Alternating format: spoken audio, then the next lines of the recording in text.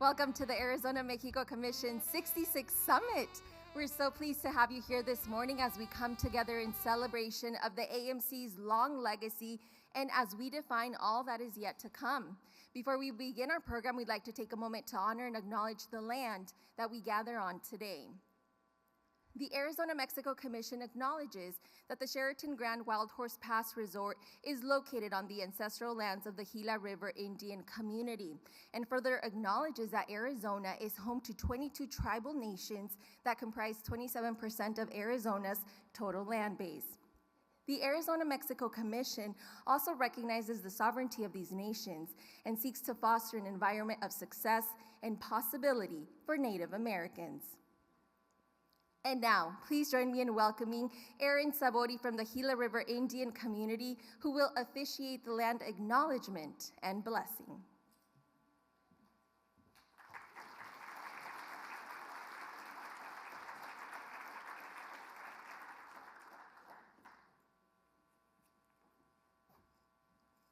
Skokradik, Anyab Jigit, Aaron Sabori, Amjut Komat.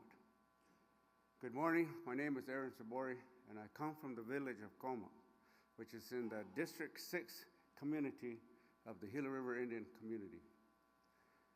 Here we have two different tribes who speak two different languages, who have two different customs, but we have been together as one for quite a while. It is the Akramaotam, which means river people, and the Pipash, or Maricopa.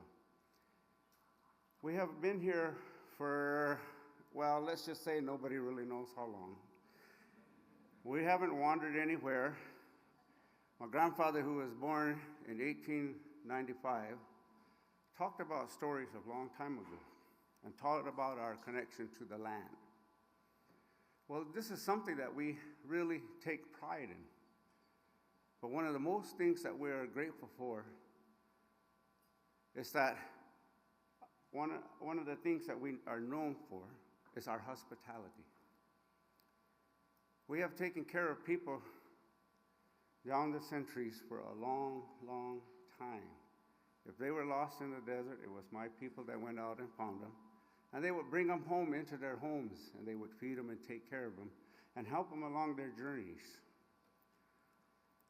We have to remember that back in the day when I talk about that, there was no borderline, and at one time, Mexico was just across the river right here, where Gila River, where we get our name from. And we acknowledge that even in some of our words, we have that connection. When our people started to move forward and prosper, one of the things that we really wanted to do was welcome guests here in a good way. And this is what you guys are here today, is the Grand Sheraton Hotel, Motel, however you want to call it. And in this place, when they designed it, what they did was they took a lot of our people's artwork, which gives it a positive vibration, and then outside of here, they've created a landscape that resembled what it used to be before contact of any kind. So if you have an opportunity to go out there and walk along the river, the trail, you are actually walking along the Gila River that is a replica, exact replica of how the Gila River used to be a long time ago. Even my mom and them used to talk about when they used to swim in there. They would tell us things like they would put their melons in there and things like that, and after they get done swimming, they would eat them and they would go on home.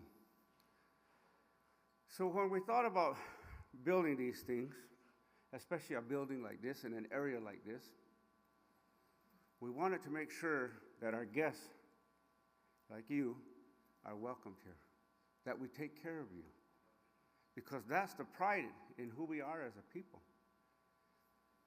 The more that we can take care of you, the more we feel prideful in ourselves. It's a humble pride, but it is a pride we like to share. Now, the Maricopas have been with us since the 1800s and a little bit before, and we have been together sharing in what we do. Even though they did not speak the same language, at some time some of us did start speaking both, and we united as one, which we then created the Gila River Indian community.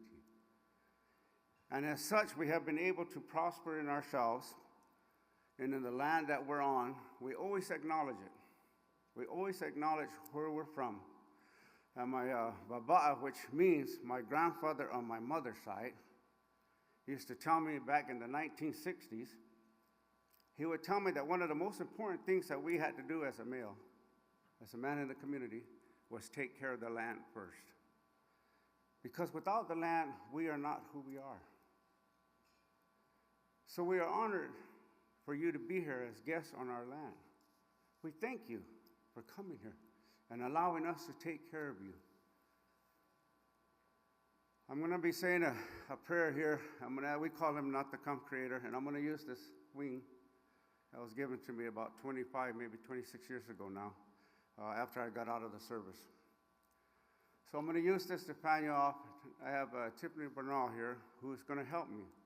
And she's going to use what we call shugoi, or grishwit, or chaparral. It's another word for them. And we're going to use that with water. And in this water is salt. Salt that we walked from one of our districts all the way to the ocean in Mexico and picked and came all the way back with it. So this is another blessing that we would like to give you. So at this time, I'm going to go ahead and start the prayer. If we can all stand up, please. And I'll have Tiffany go ahead and get started to go around as we prepare. I'm going to stand over here, and I'm going to use this to bless us all.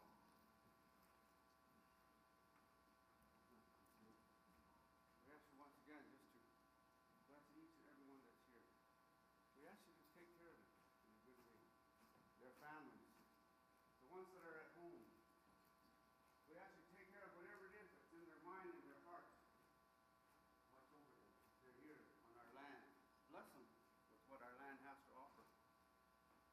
We ask you once again, all that are here, if we could all put our hearts as one and take care of something creative. We ask you that you take care of that for us. Take that and help somebody somewhere. We ask you to gather all our hearts, open our minds as we come here for whatever it is you will be doing today and the rest of your time here. I ask not to come to watch over you as you travel. We have no goodbye in our language, not to come. When we see these folks leave, take care of them. We are glad that they came. Take care of them as they leave. Take care of their families as they go home. We ask you to watch out for them. Each and every one. And we thank them once again for coming to our land and blessing us with their presence. Thank you.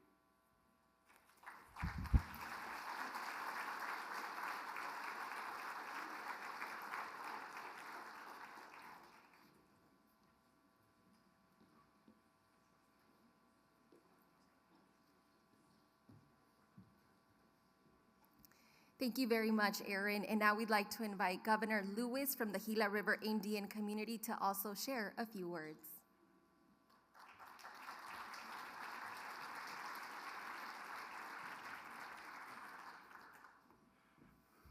Skugsiatic, Anyanapchuka Governor Stephen Rowe Lewis of the Gila River Indian community. Welcome. Welcome to the Gila River Indian community, all of you, friends, relatives, esteemed leaders. We are honored to host such an important, historic event here on the lands of the Gila River Indian community. I want to thank my brother, Aaron Sabori, for just offering, as part of our culture and tradition, offering a welcome to you and prayers to all of you to enjoy our hospitality while you're here. You honor us, each and every one of you, for being here. I see friends that I haven't seen in a while. We have a common goal here. We have a common destiny here. And it's so important. And I want to thank Governor Hobbs for convening this and all of her staff as well. I want to thank the tribal leaders that are supporting this, that see the importance of such convenings here. And to have it on what we call Atham Juvid, our homelands, that adds important and increased significance, historical importance, political importance, spiritual importance.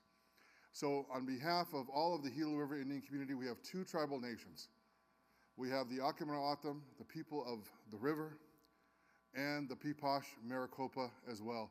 Two distinct tribal nations coming together to form the incredible Gila River Indian community that I'm so proud to become the governor of. You know, we've always prided as part of our culture and tradition and our value system, welcoming and hospitality. So please enjoy just an amazing facility that we have here at the Sheraton Wild Horse Pass. All of the art is done by our tribal members as well, which illustrate beautifully our history and our culture that we're so proud of and so proud to share. Thank you, everyone, and enjoy the rest of the day and enjoy all of your important meetings, all of coming together and collaborating on a common destiny that we all have, that we uplift everyone. Thank you so much. Mosapo.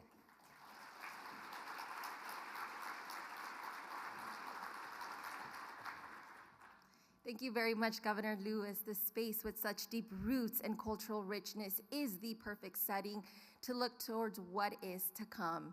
Today, you'll hear from leaders and voices that are helping guide our shared future. Now, please help me welcome a longtime member of the Arizona-Mexico Commission, raised in Sonora and now a crucial part of our community. She embodies the spirit of collaboration and cross-border partnership that defines our work. Please give a warm welcome to Elen Cruz, co-chair of the AMC's Energy Committee and manager of strategic engagement at SRP.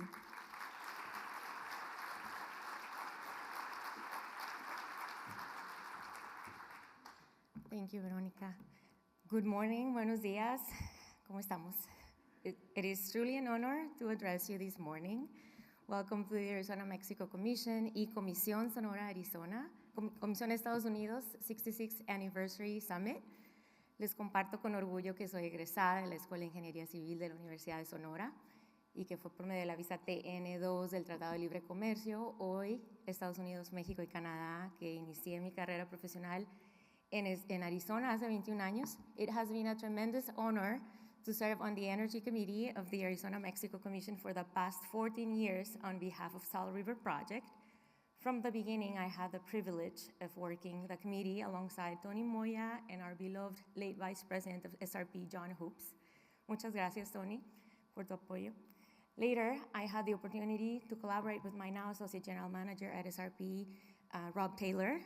And now I have the fortune of sharing my AMC happenings with my boss, Senior Director Molly Green. Thank you, Molly, for your support.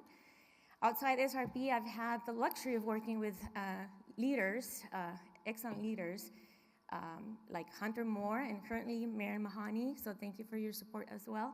Y claro, agradezco a mi esposo y a mis hijos, Melesio, Jimena, Bruno, por aguantarme el ritmo todos estos años y los que faltan. And to say that I treasure the AMC's mission is an understatement. This is an organization that brings together my two favorite states in the whole world, Arizona and Sonora. The AMC has not only advanced collaboration across borders on energy, water, education, tourism, transportation, and many other areas, but it has also built lasting relationships and mutual respect. For example, Carlos Aguiar has been my partner in crime on everything Energy Committee for each of my 14 years here. And I can proudly share that he and his wife now have become close family friends. So thank you, Carlos and Marta, if you're here. Binational committees do outstanding work connecting our region. And I'll brag a little bit about mine. Over the years, the Energy Committee has collaborated on binational studies, hosted a number of in-person and online forums, participated in trade missions for energy-related businesses. We have also collaborated in initiatives with other committees. So come join us this morning. We have a big room. We'll have an overview of the roadmap to nuclear power from Arizona's perspective and a presentation on energy demand in Mexico. It'll be fun. Come join us. Congratulations in advance to all binational committees for your hard work and the success of your sessions today. And Governor Hubbs, Eva, Dinora, Vanessa, Daniel, and to my employer, SRP, thank you for the opportunity to serve, to grow, and to be part of something that really matters to all of us in this room. And I'll close by saying that I hope you enjoy the sessions all day today and that you find them valuable. And hasta la próxima. Muchas gracias.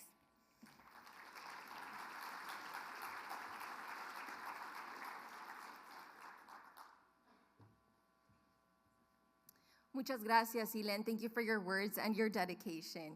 As you know and will witness today, part of what makes the Arizona-Mexico Commission so unique is our strong partnership with the Comisión Sonora Estados Unidos. The binational committees comprised of members of both of these organizations are at the heart of countless initiatives over the course of our long history working together.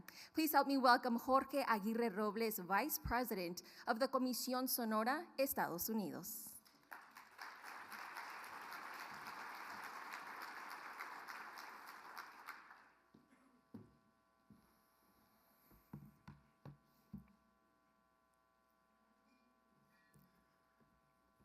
Muy buenos días a todas y todos. Es un honor, como vicepresidente de la Comisión Sonora Estados Unidos, representar al sector empresarial de Sonora en esta sesión plenaria tan significativa, en la que conmemoramos el 66 aniversario de una alianza binacional que ha demostrado año tras año su fuerza, su visión y su impacto transformador. Quiero agradecer al gobernador Alfonso Durazo y a la gobernadora Katie Hobbs por su liderazgo, así como a los equipos de trabajo de ambos estados por su compromiso, Gerardo, Eva y a todo su equipo, su staff, que hacen esto posible.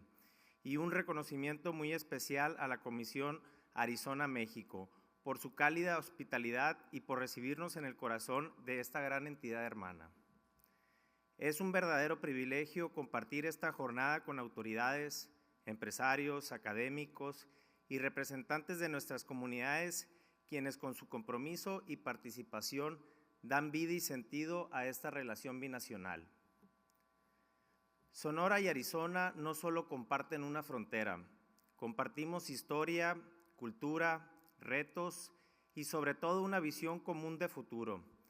Durante más de 6 décadas, nuestras comisiones han construido puentes en lugar de muros, abriendo canales de diálogo y cooperación en temas cruciales como infraestructura, comercio, salud, medio ambiente, educación, energía y desarrollo económico. Como integrante de esta comisión, me llena de orgullo ver cómo cada mesa de trabajo representa una expresión concreta del entendimiento binacional. Estos comités son espacios donde se traducen las ideas en acciones, los diagnósticos en propuestas y los acuerdos en resultados para nuestras comunidades. Hoy celebramos no solo el aniversario de una comisión, sino el compromiso continuo de 2 gobiernos y 2 pueblos que han elegido colaborar, innovar y avanzar juntos. En un momento en el que el mundo exige soluciones creativas y colaborativas, la megaregión Sonora-Arizona tiene todo para consolidarse como un modelo de integración, sostenibilidad y competitividad en América del Norte.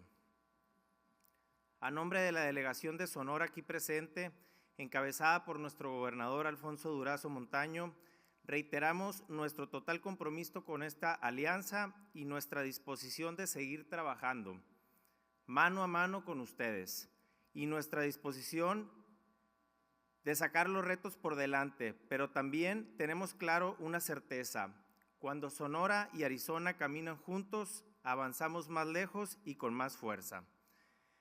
Gracias por su presencia, por su compromiso y por hacer de esta comisión una historia de éxito compartido. Enhorabuena por estos 66 años y que vengan muchos años más. Muchas gracias.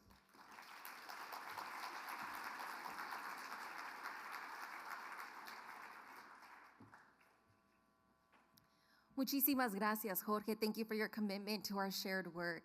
We'll now transition into our committee meetings. Those presentations will be happening in rooms near where the registration table is, so please make your way to the other side of the center, and you can scan the QR code on your badge for detailed information about our agenda today.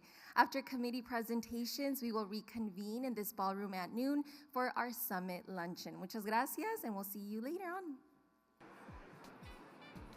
Thank you for joining us this afternoon. Please welcome your host.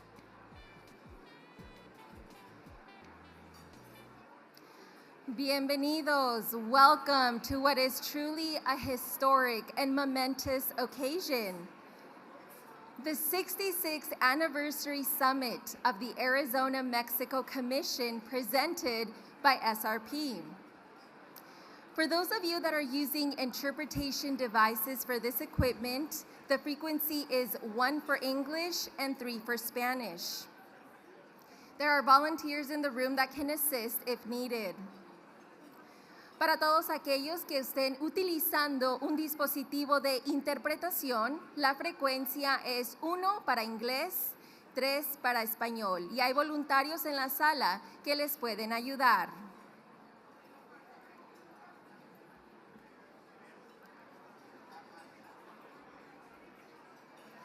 For more than 6 decades, the Arizona-Mexico Commission has been at the forefront of building a stronger, more resilient Arizona-Mexico region. As we gather here today, we honor that legacy and especially look ahead into the future. My name is Veronica Quintero, and I'm so pleased to be with you all today as your MC. The Arizona-Mexico Commission was founded in 1959 as a unique organization that serves as a critical engine to our thriving economy. Governor Katie Hobbs, who you'll hear from later today, has noted that the Arizona-Mexico relationship is not just a partnership, it's a shared future, and that the AMC is the vehicle that helps drive it forward. We'd like to recognize our elected officials here today. If you hear your name, please stand and be recognized. Chairman Verlin Jose from Tohono O'odham Nation. Chairman Julian Hernandez.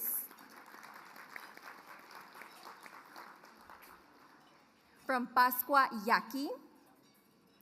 Governor Stephen Lewis from the Gila River Indian Community.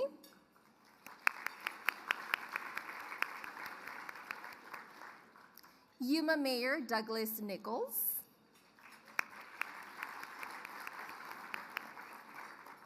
Nogales Mayor Jorge Maldonado.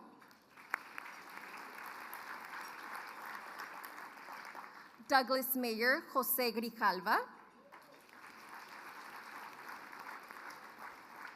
Kathleen Gomez, Cochise County Board of Supervisors. Martin Porchas, Yuma County Board of Supervisors. And Renee Lopez, Arizona Corporation Commissioner.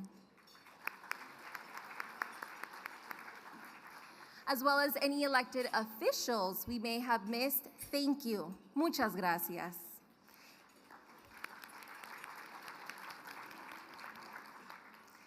In the middle of your tables and on stage today, you'll see a beautiful painting that was created by Selena Scott, a talented Indigenous and Hispanic Arizona artist, especially for our 66 Summit.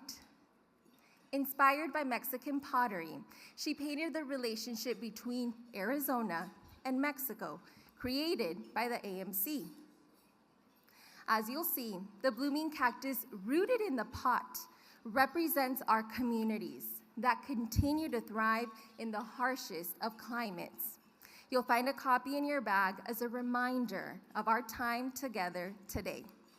You may have found some other surprises in your bag. Thank you to Visit Tucson, who has graciously given all of our attendees a leather passport holder, an ideal gift for the well-traveled crowd. In addition, thanks to the Arizona Lottery, who also provided your bags today, we're all going home with a scratcher. If luck is on your side, I'm not saying you have to pick up the tab, but it would be the spirit of collaboration. Muy buena suerte, scratch and win. Now we have a phenomenal program today, so let's get into it. To begin our afternoon together, we want to acknowledge that we are on native land. We are amongst the Gila River Indian community. Please join me in welcoming tribal members of the Gila River Indian community, the Akmel Otham and the Pipash tribes. Today's cultural performance will include traditional Pima basket dancers and Pima singers, as well as Maricopa bird singers and dancers.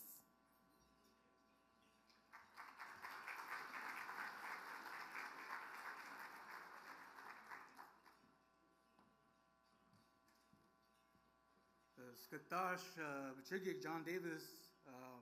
I'm one of the singers for the Kuriakmo Wamo Chutkam, the Hill River Basket Dancers. We're going to be sharing 3 songs and dances today. The last song of the 3, if you're willing and able to come and join our girls to share a social dance, would be more than appreciated. We'll go and get started. If anything, they'll be here to my right, in front of the projector here, performing those dances for you. The hoogie.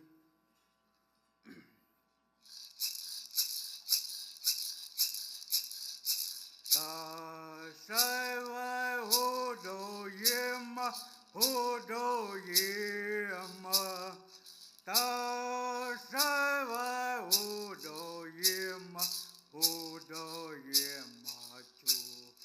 Kaka nhớ pe wa, mu moi kai cơ đam. Kaka nhớ pe wa, mu moi kai cơ đam. Ta sai vai hodo yema, hodo yema.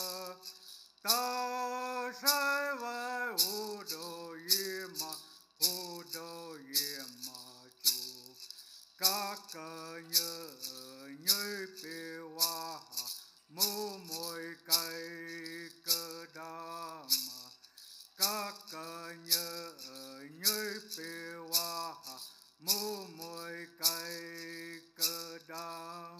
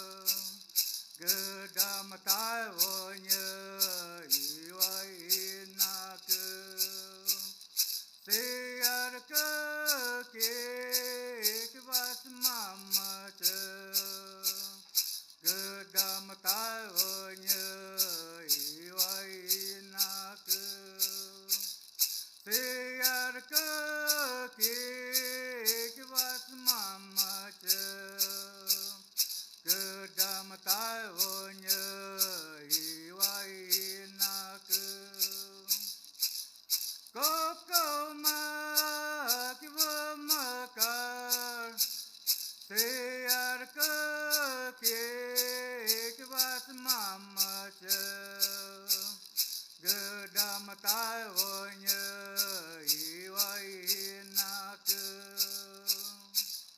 koko ma kiwa makar teyar ke vas mama che gedam tai wonya iwai nak teyar ke vas mama che gedam tai wonya iwai nak teyar ke vas mama che gedam tai wonya iwai nak koko ma kiwa makar teyar ke vas mama che gedam tai wonya iwai nak koko ma kiwa makar teyar ke vas mama che gedam tai wonya iwai nak teyar ke vas mama che gedam tai wonya iwai nak teyar ke vas mama che gedam tai wonya iwai nak koko ma kiwa makar teyar ke vas mama che gedam tai wonya iwai nak koko ma kiwa makar teyar ke vas mama che gedam tai wonya iwai nak teyar ke vas mama che gedam tai wonya iwai nak teyar ke vas mama che gedam tai wonya iwai nak teyar ke vas mama che gedam tai wonya iwai nak. Thank you.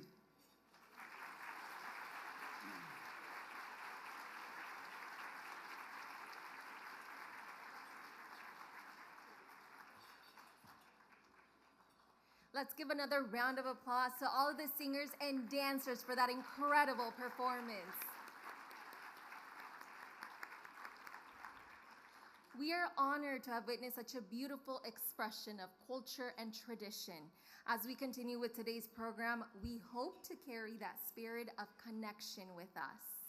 And now, to offer a welcome on behalf of the AMC, please give a warm round of applause to the Arizona-Mexico Commission's Executive Director, Eva Mazadiego.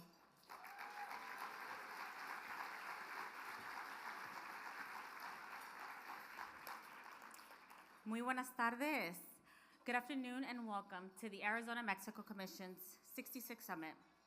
For more than 6 decades, in the spirit of Buenos Vecinos, the Arizona-Mexico Commission has championed cross-border collaboration, always guided by one principle: to improve the quality of life for the people across the region.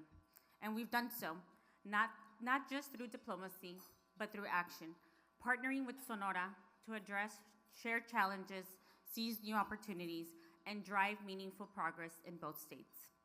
With the support of the AMC's annual members and today's sponsors, we are better able to carry out our mission of serving as a catalyst of the Arizona-Mexico relationship.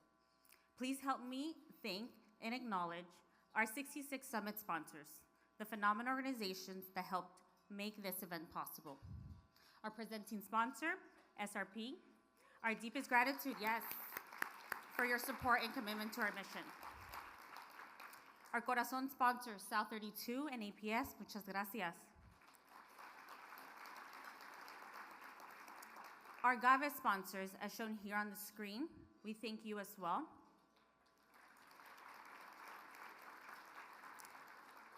And our Paloma and Amigo sponsors, as well as all the other partners that helped make this event possible. Yes. I am deeply grateful for your commitment to the Arizona-Mexico Commission's mission. And to my all-star team who truly made this day possible, Daniel, Dinora, y Vanessa, muchas gracias. Double round of applause for you all. When I assumed this new role, I learned quickly that the heart of the AMC were its binational committees. I want to thank our dedicated committee co-chairs and speakers who guided our morning conversations so thoughtfully. Learning about how much our work has advanced since the last time we were together is to be celebrated. I also have the great privilege to work alongside an incredible board whose experience and passion strengthens our vision. To my executive committee, Todd, Chris, Mignon, and Julie, what we have accomplished today is possible because of you. At my very first executive committee meeting, my board inspired me to leave the great state of Maricopa and immerse the organization at our southern border. Last year, we visited Douglas, a tight-knit border community that plays an important role in global trade. This year, we held our very first board meeting in Yuma, the salad bowl of North America, where we witnessed the incredible and high-tech agriculture industry that is feeding our continent. And at the busy San Luis Port of Entry, we saw firsthand the movement of goods and people that fuel Arizona's economic activity. In all of our border communities, we witnessed resiliency and passion. But what has stood out to me the most has been the passion of our AMC community, some of whom have been doing this work for decades, and who make this organization such a force for good.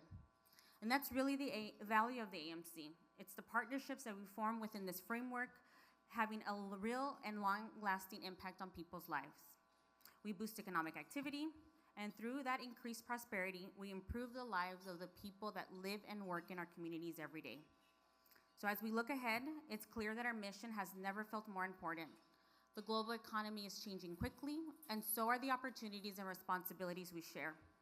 Under the leadership of our governor, Katie Hobbs, Arizona stands ready to meet the challenges ahead. Whether it's improving cross-border infrastructure, driving innovation and sustainability, or developing our next generation of talent, our continued collaboration will only make sure that Arizona and Mexico's region thrives for years to come. So once again, I thank you all for your commitment and investment in the Arizona-Mexico Commission. Les doy las gracias a todos los presentes por fortalecer la unión entre Arizona y México. Muchas gracias.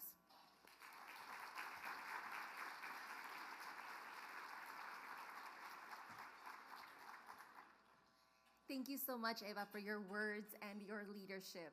And now it's my pleasure to introduce a distinguished leader and a true partner in the Arizona-Sonora relationship. Please join me in welcoming the governor of the state of Sonora, the Honorable Gobernador Alfonso Durazo.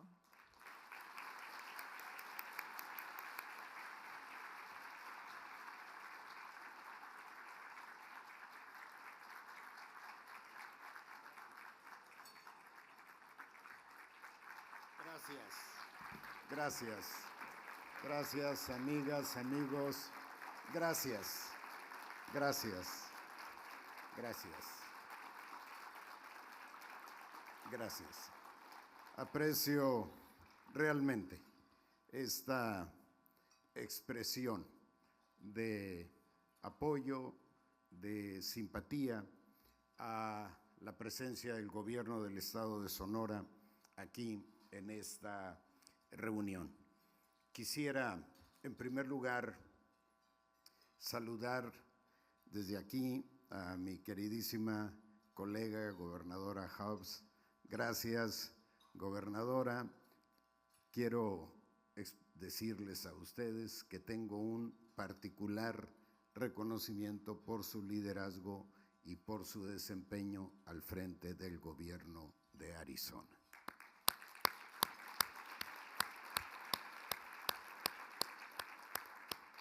Nuestra queridísima Eva Mazariego, gracias Eva, ¿dónde andas por acá? Gracias, extraordinario trabajo tuyo y de tu equipo.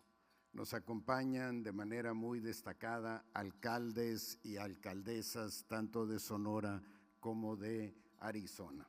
Gracias por su presencia en esta reunión.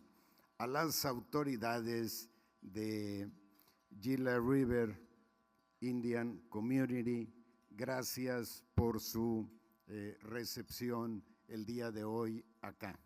Nos acompaña de manera muy destacada. Quisiera resaltar esa presencia que en buena medida es parte también de la convocatoria a este evento del embajador Ken Salazar. ¿Dónde está nuestro queridísimo embajador Ken Salazar? Nos acompaña personal diplomático de México, de manera muy destacada, el cónsul Rafael Durazo, cónsul de México en Tucson, quien entiendo el día de hoy participa en el último evento de su desempeño, gran desempeño como cónsul de México en Tucson. Estimado Rafael, nuestro reconocimiento por acá.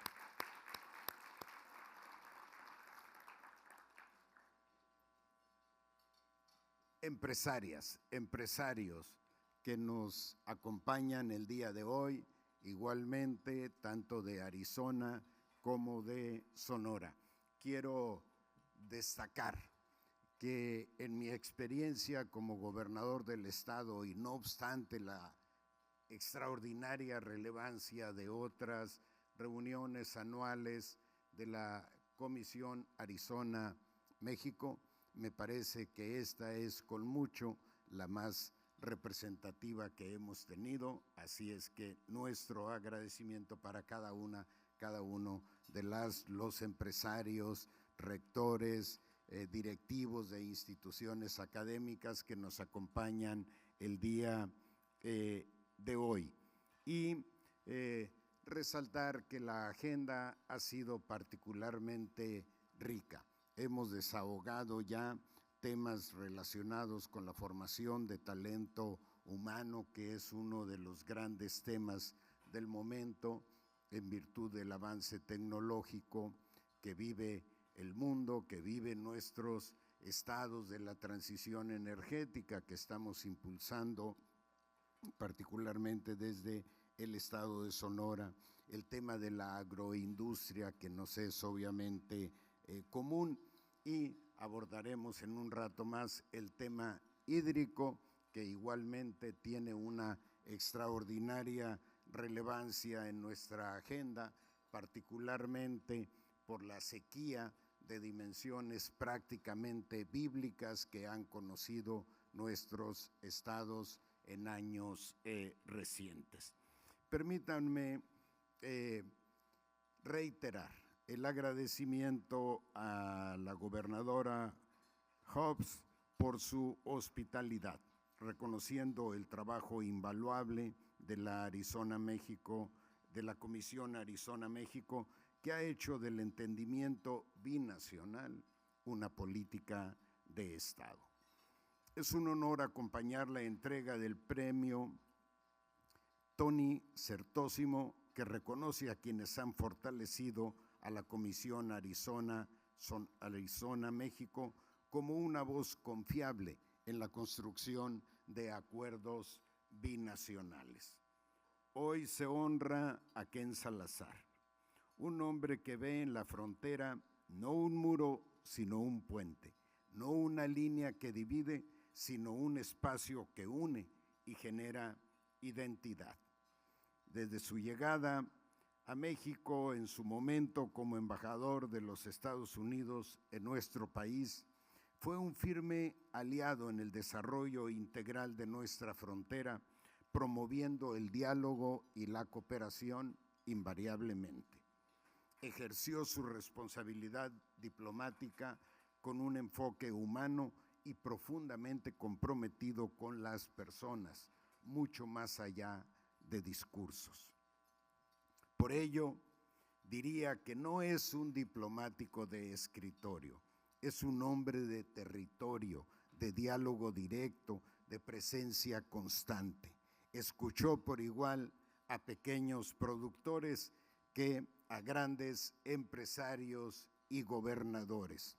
Para nosotros, en el caso de Sonora, su respaldo fue fundamental para proyectos estratégicos como el Plan Sonora de Energías Sostenibles, el puerto de Guaymas y el fortalecimiento de los cruces fronterizos. Comprendió que Sonora no solo es un estado vecino, sino un socio clave en la construcción del futuro energético y logístico de América del Norte. Y eso lo valoramos profundamente. Cuando el entendimiento binacional exige firmeza, pero también sensibilidad, el embajador Salazar supo construir confianza. Por ello, a nombre del pueblo de Sonora, expreso al embajador Salazar nuestra gratitud y respeto permanente.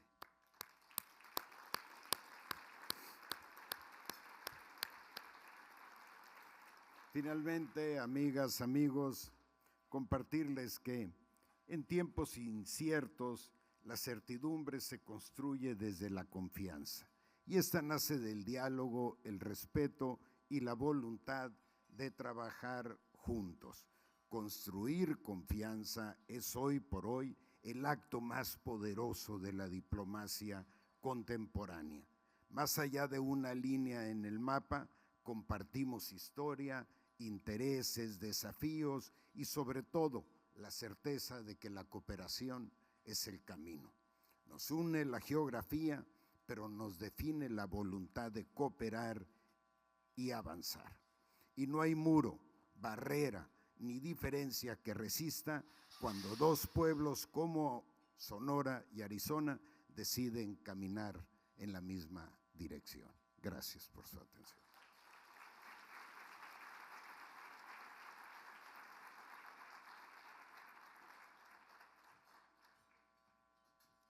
Muchísimas gracias, Gobernador Durazo, por sus palabras. We appreciate your leadership and support of our binational work. We're now pleased to welcome to the stage a valued partner whose support helps make this event possible. Please join me in thanking and welcoming our presenting sponsor, SRP, represented today by Molly Green, Senior Director for Arizona Government Relations and Public Policy at SRP.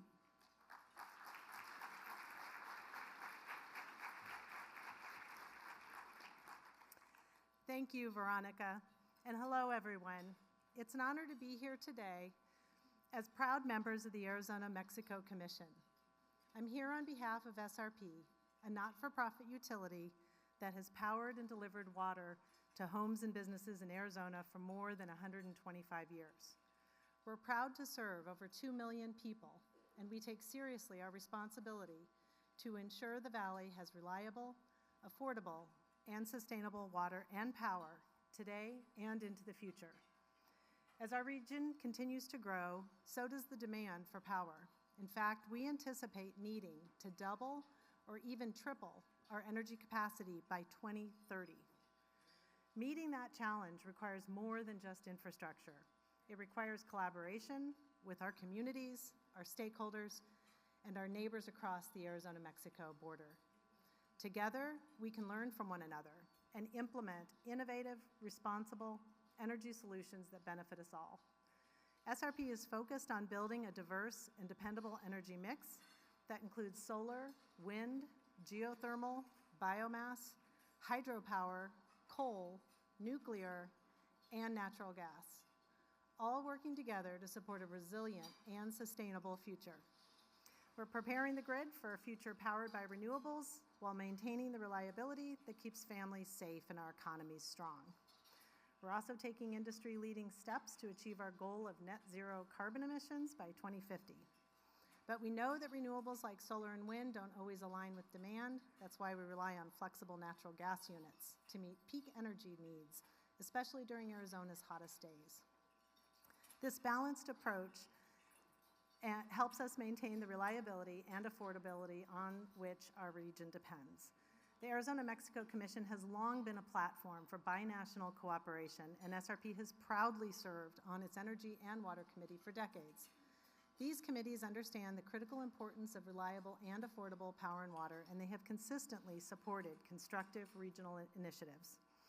On behalf of SRP and the AMC Board of Directors, I extend our heartfelt thanks to Governor Alfonso Durazo and Governor Katie Hobbs for your invaluable support in making the AMC 66th Anniversary Summit a reality. Congratulations as well to Executive Director Eva Masadiego, the AMC staff, and all committee members for your dedication and the tremendous success of this summer. Together, we continue to build on the AMC legacy of promoting a strong, cooperative relationship that transcends borders and benefits us all. Now, it is my privilege to introduce Arizona Governor Katie Hobbs. A native Arizonan, Governor Hobbs has over a decade of public service to the state of Arizona. Governor Hobbs sees her role as governor as an extension of her social work and has already moved the needle forward on some of our state's biggest challenges, including housing affordability, water security, and public education. By bringing people together, Governor Hobbs is paving the way for an Arizona for everyone. Governor Hobbs' passion to foster productive, authentic, and robust relationships to enhance our economic, cultural, and political ties with our neighbors in Mexico is evident throughout her work as chair of the AMC. Ladies and gentlemen, please welcome Arizona's 24th Governor, Katie Hobbs.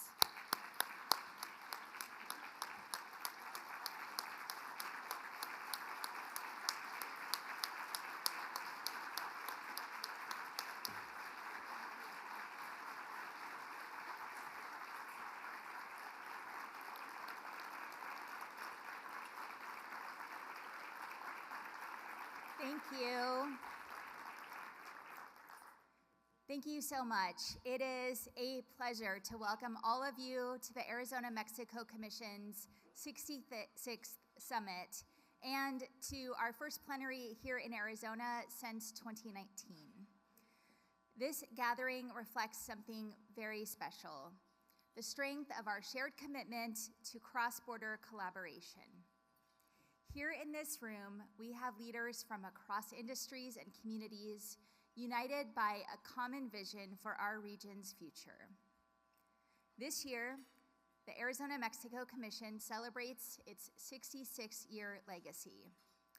Launched by Governors Paul Fannin and Alvaro Obregon, the AMC's mission remains as relevant today as it was more than 6 decades ago.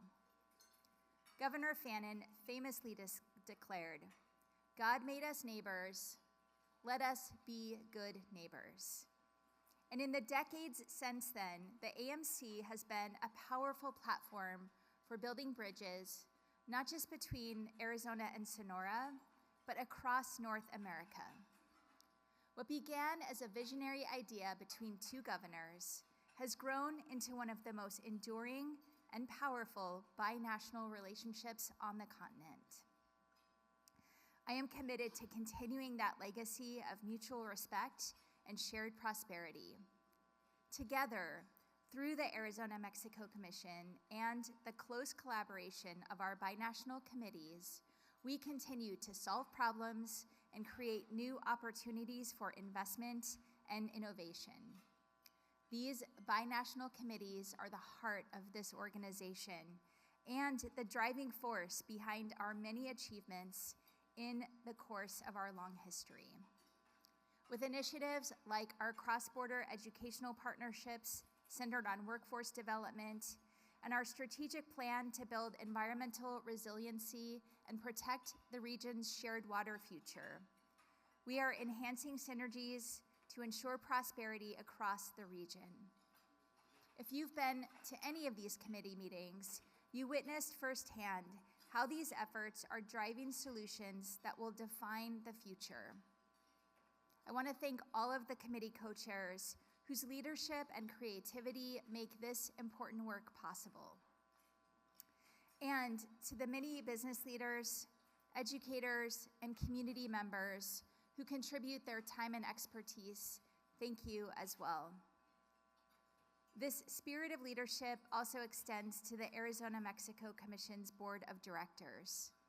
If you are a member of the AMC board, could you please stand and be recognized?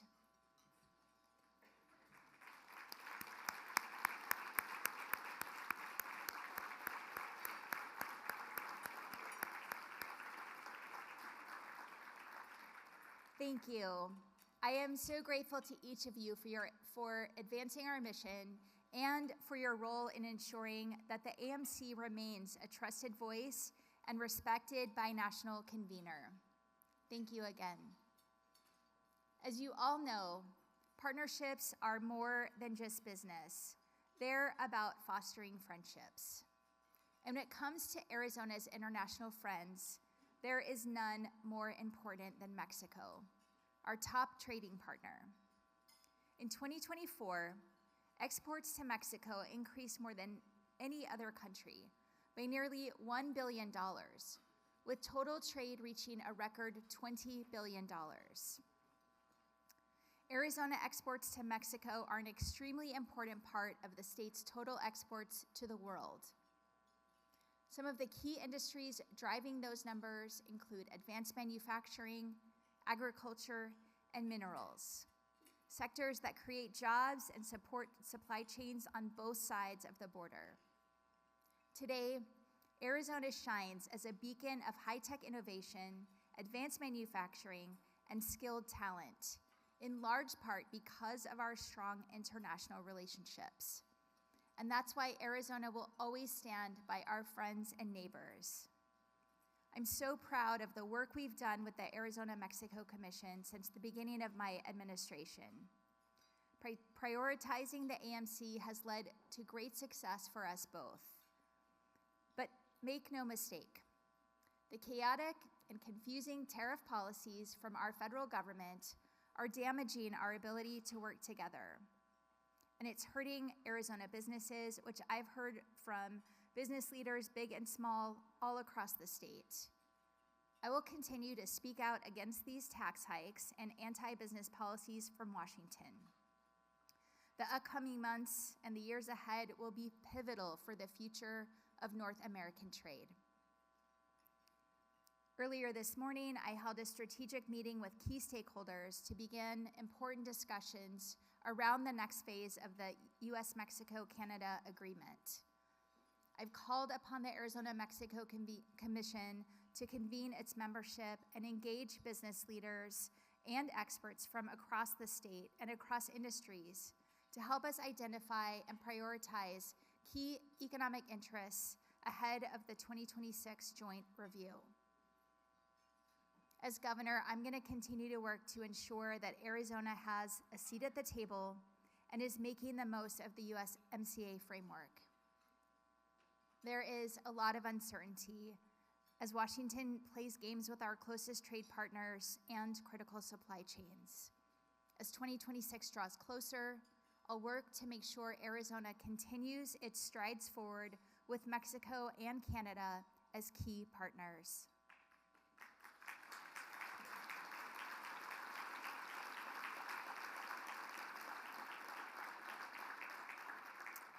Fostering a strong Arizona-Mexico relationship on all fronts starts with visionary leadership, which is why I want to thank Ambassador McKay and Ambassador Salazar for being here today.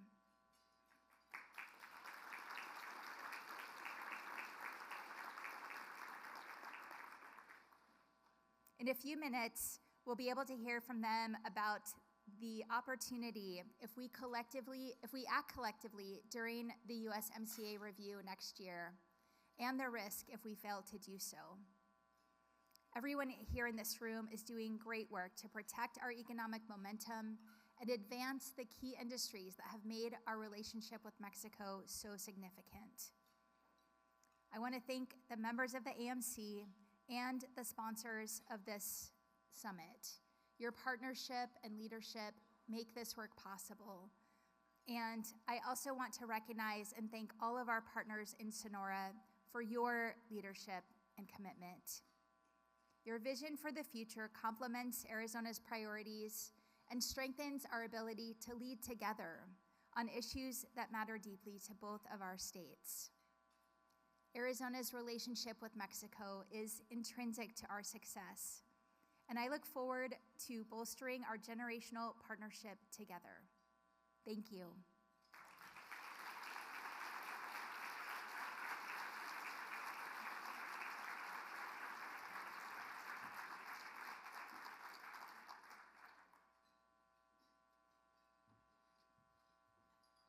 Thank you, Governor Hobbs, for your leadership and your unwavering commitment to strengthening Arizona's relationship with Mexico.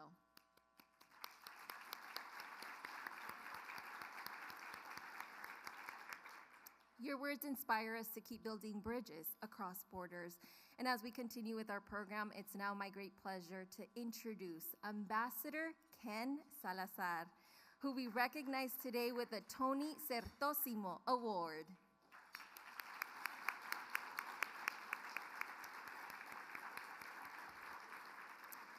This award commemorates the spirit of the AMC's first executive director, Tony Certosimo. Mr. Certosimo's dedication and leadership enabled the AMC to grow into the vibrant organization it is today.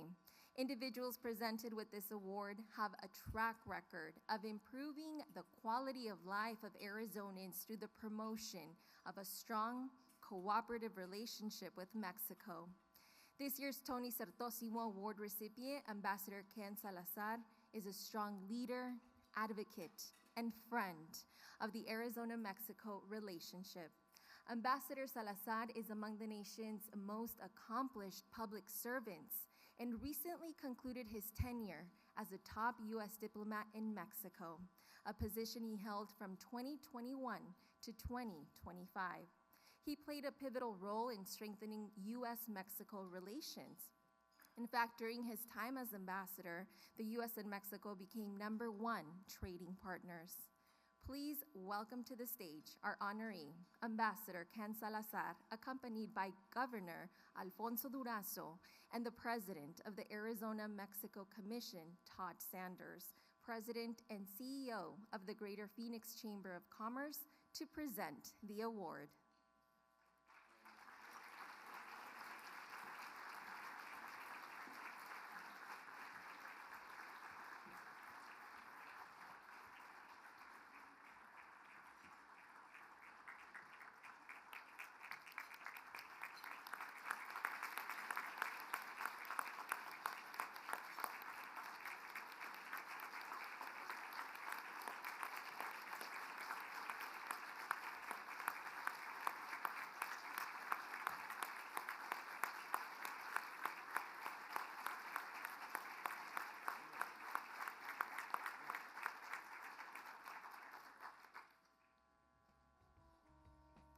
Congratulations, Ambassador Salazar, and thank you for your years of service and your dedication to strengthening our binational relationship.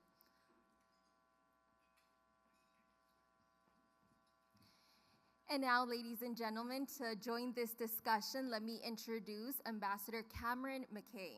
Ambassador McKay serves as Canadian Ambassador to Mexico and has over 25 years of diplomatic experience. He also has an intimate knowledge of North American supply chains and trade, thanks to his former roles as Director General of Canada's Trade Negotiations Bureau and Director General of Canada's Trade Sectors Bureau. Please join me in welcoming to the stage Ambassador Cameron McKay.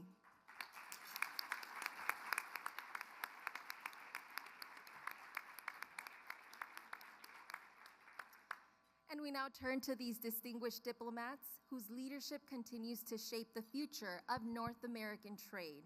We are so pleased to present a powerful conversation that couldn't be more timely or relevant. Please give another round of applause for Ambassador Salazar, Ambassador McKay in this fireside chat, a conversation amongst neighbors about North American trade, moderated by Todd Sanders.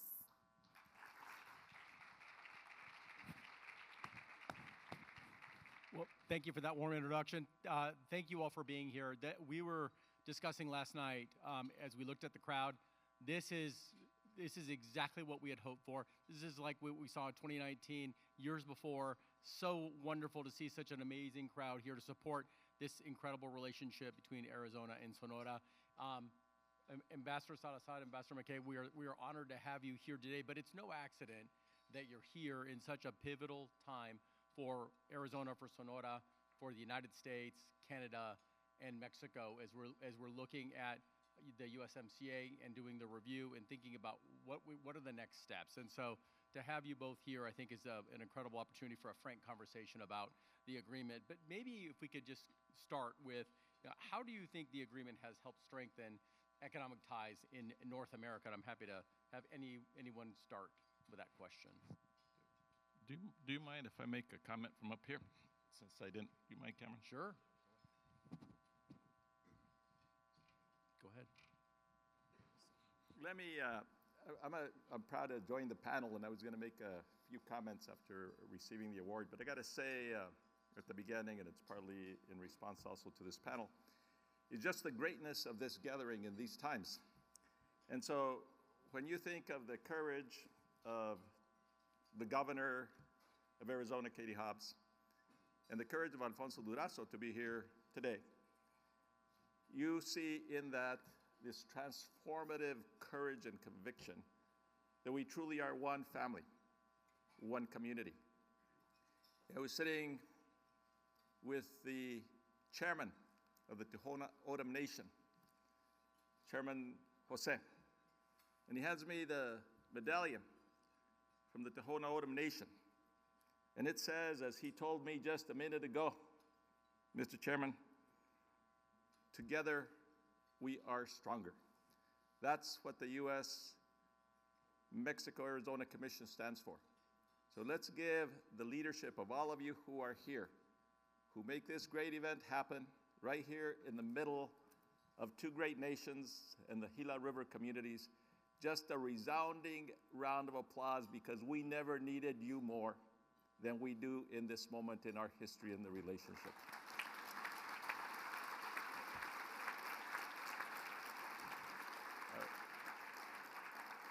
If I may, Todd and Cameron, I know these times are difficult times. They sometimes are seen as a time of despair. But the reality of it is that you see it in the projects on the border. You see it as these two states govern the future of energy. You see it as they integrate the supply chains. You see it as they lift up the families on both sides of the border. That this relationship is one that is a forever relationship. Now, algunos de ustedes que vienen de México y algunos que están aquí conocen que siempre se hablaba, Ambassador, en México cuando yo estuve ahí abajo trabajando con el gobierno de México, que se hablaba mucho de la 4 transformación. Yo les decía en México, tanto allí como también en el Senado de Washington, que de veras deberíamos llegar a una 5ª transformación. Que esa 5ª transformación es la realidad de la unidad que viven ustedes aquí y en Arizona y Sonora. Entonces, hay 2 visiones muy diferentes. Un camino más o menos de mucha dificultad, donde se quieren construir muros, donde se quieren poner una zona de militar permanentes entre Estados Unidos y México. Hay otro camino, es el camino de la integración comercial abajo del TEMEC. Ese camino también ve la integración de los esfuerzos de seguridad que son tan importantes. Ese camino también ve el futuro de una frontera moderna, no nomás para el comercio, pero también para la gente. Y ese camino también ve una seguridad profunda para México y Estados Unidos. Como lo decía muchas veces en México, no podemos tener prosperidad como ciudadanos, gente de Estados Unidos, gente de los pueblos de México, si no tenemos seguridad. pero hay manera de hacerlo como socios, como hermanas, como hermanos.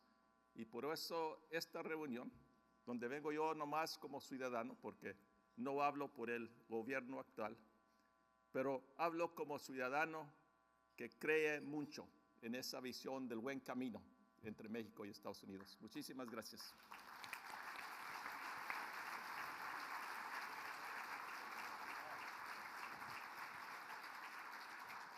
Well, that's all the time we have for today.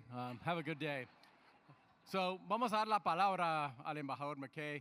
We're going to go ahead and give the mic to Ambassador McKay. Thoughts on how the agreement has strengthened economic ties in North America.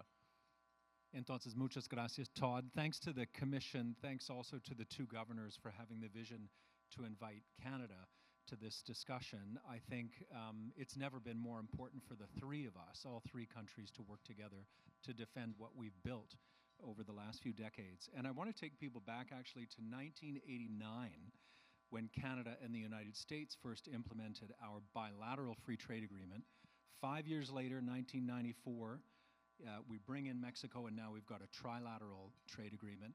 Just 6 years ago, we update it, with President Trump, and then NAFTA becomes the USMCA, CUSMA, TMEC. And over those years, the supply chains and value chains in North America have become incredibly highly integrated. U.S. and Mexico are now number one trading. Mexico is America's number one trading partner. Canada, however, remains your number one customer. We're the number one supplier to the United States for a wide range of things from energy, oil, gas, electricity. We're number one. Potash for farmers across America who need that fertilizer. Uranium to run the nuclear reactors. Better to get it, I would say, from Canada than from Russia or Belarus. And number one supplier for a range of minerals, lumber, et cetera. So, and we don't just trade things with one another anymore. All three countries, we really do build things together. We make automobiles together. We make aircraft together. We make agri-food products together. It's just an incredible omelet that we have made. And I mentioned last night that I think to unscramble that omelet, we'll talk, I think, a little bit later about some of the risks, but I think there's some real, really some risk there. While I have the floor, I'll say again, Canada, Arizona, a very intense relationship. The number one foreign investor in Arizona, Canada, Canadian companies. Number one foreign employer in this state is, again, Canada, Canadian companies. Number one foreign residents, 100,000 snowbirds reside here. 1 million Canadians visit this state every year. This is following decades of the integration of our three countries. So we're stronger together, and we need to keep it that way. And briefly, I'll mention Canada, Mexico. Again, it's more than a $100 billion commercial relationship between the two countries now, $56 billion a year in trade, well over $60 billion in investment. Most of that is Canadian investment into Mexico. Once again, highly integrated with our American partners. And so this has driven prosperity, jobs, kept prices low across the continent. Can it be improved? Sure, let's talk about how to improve it. Should we undo it? The Canadian government would say a firm no. Well, I appreciate that. And matter of fact, the forum that the governor mentioned today, that was one of the things that people talked about, is we also have to talk about how we can improve it. So thank you. And by the way, the ambassador does have strong ties himself, not just Canada, but he was actually engaged in Arizona. So it's a nice the fact that we have our claws into you here in Arizona. Ambassador Salazar, clearly the administration made a pretty significant pivot looking at or implementing tariffs on a pretty significant scale worldwide. How does the administration reconcile that with commitments under the USMCA? So thank you, Todd. Let me say, to hold this discussion on USMCA, TMEC, it's going to be a intense time for risks you can talk about, but the reality of it is that USMCA can be terminated with basically a 90-day notice by any party, even though we talk about 2026, 2036, and the whole review process. So people have to be engaged. And I think, to Governor Hobbs' point, the business community, frankly, is so important to all of this. So Todd, for you and the Greater Phoenix Chamber and all the other chambers that are here, you have to let your voices know about just the importance of this economic relationship. I mean, for me, I'm proud of a lot of things that I did as a U.S. Senator, as Secretary of Interior, my work here in Arizona with people like John McCain and a whole host of other people. But the reality of it is that you have 130 million Mexicans, 330 million United States citizens, over 40 million citizens of Canada.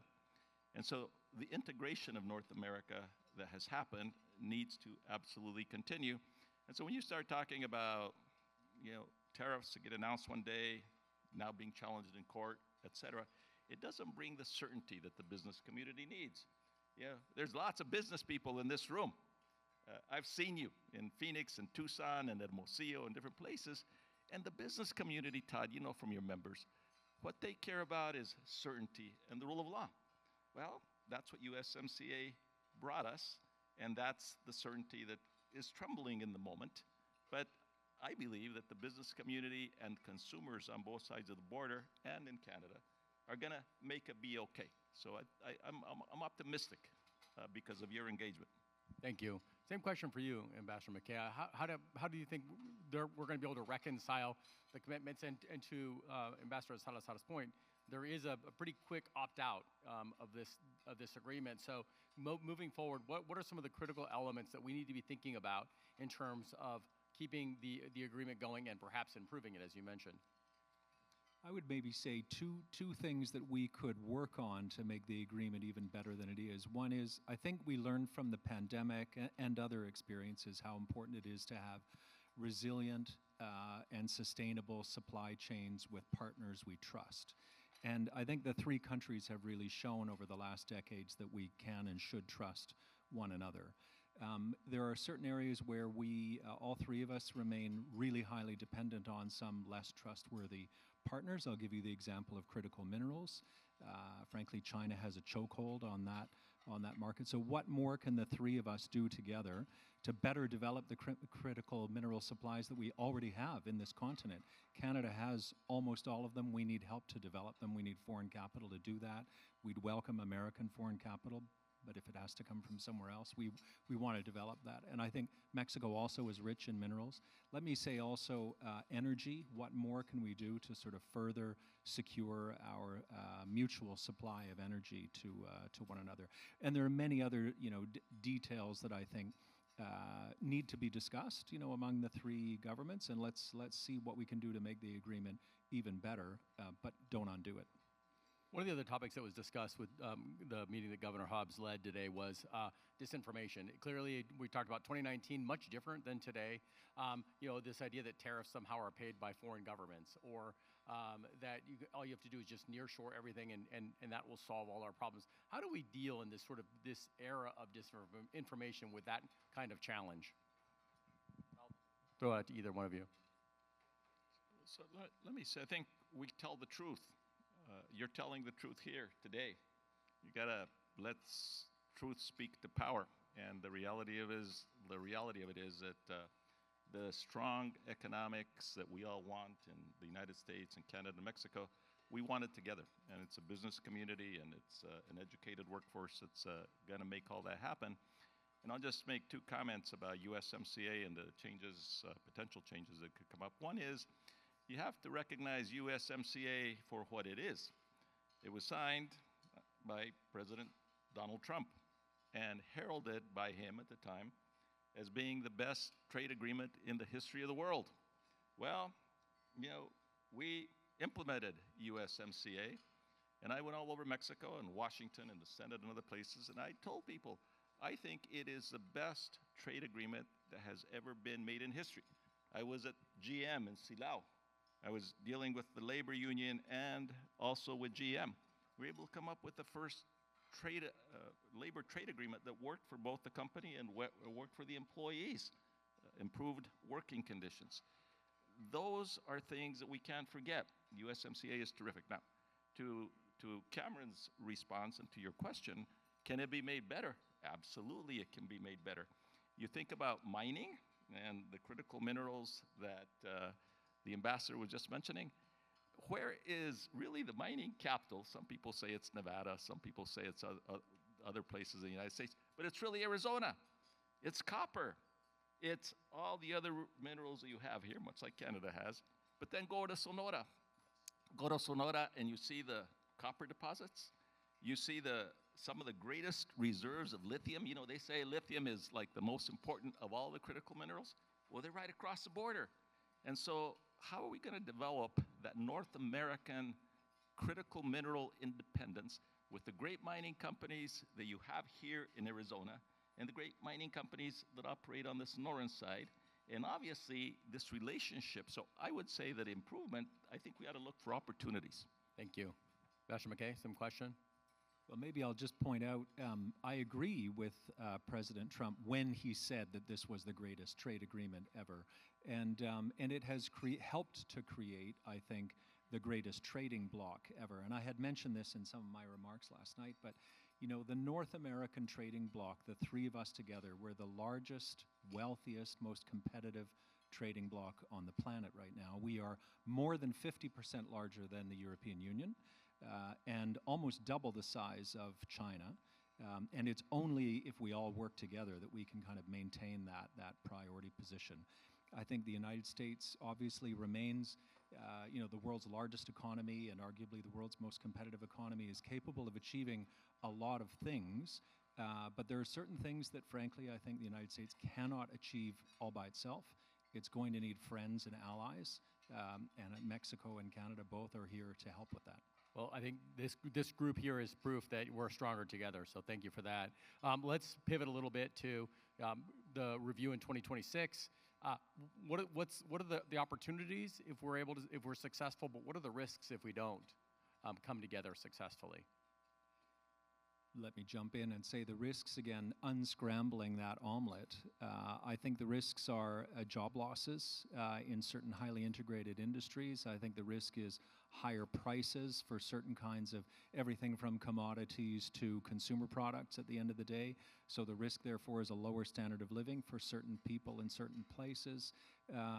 And there's no need for any of this. So instead, let's turn this into an opportunity. I know that the United States Trade Representative's Office will soon be opening up for public comment, asking input, from Americans and others for this upcoming review. And I think it's really important that everyone in this room, everyone in the business community across the United States participate in that. Let the U.S. federal government know what you need from this agreement and how can we make it better, and communicate where the risks are to your business. I think you need to be very outspoken about that, as Governor Hobbs has said that she would do as well. Absolutely. Thank you. Bahadur? So I would just say the risks are apparent to me, right? You start thinking avocados or strawberries or tractors or cars. I mean, just what's going to the impact on both sides of the border. But I would say if you looked at an opportunity, I think it's something that Arizona has been working very hard on, and that's how do we create a modern border? And how do you invest in it? And how do you do joint planning? It's a 3,000-mile border. And during my time, we did this out of Mission, Mexico, looking at some 64 projects that would really make this a modern border. It means you need technology. It means you need security. It means you need investment. It means you need environmental planning in a modern border. So how could that be done? I know there's these processes that we have to plan the United States and Mexico together. My own view of it is it hasn't worked very well at all.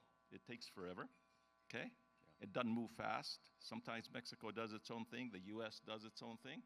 And so what I would do, and maybe this is something you do with the Canadian border too and with the marine ports as well, but we need to do these things together. Because when you do them by yourself, as has been our history now for 200 years, it doesn't get done very well. And the processes that have been set up have not worked the way that they should have worked in order for us to have a secure, friendly border. I attended one of the committee meetings this morning. I was seeing the lines of both commercial and auto traffic across some of the port of entries. That doesn't have to be with our technology, right? And there's companies, including companies in this room and others, that have the way to do it. So if I was to lay out the agenda, I'd say, one of the things we can do, if the United States, Mexico, Canada are committed, is we can create a border that can become an exemplar of the world, because borders generally in other places of the world do not work very well. Thank you for that. We're going to go to a quick lightning round. This is going to be hard. One word to describe the future of North American trade. I'm going to say inevitable. Just, given how close we have already become, given the fact that the three of us, oh, there you go, thank you.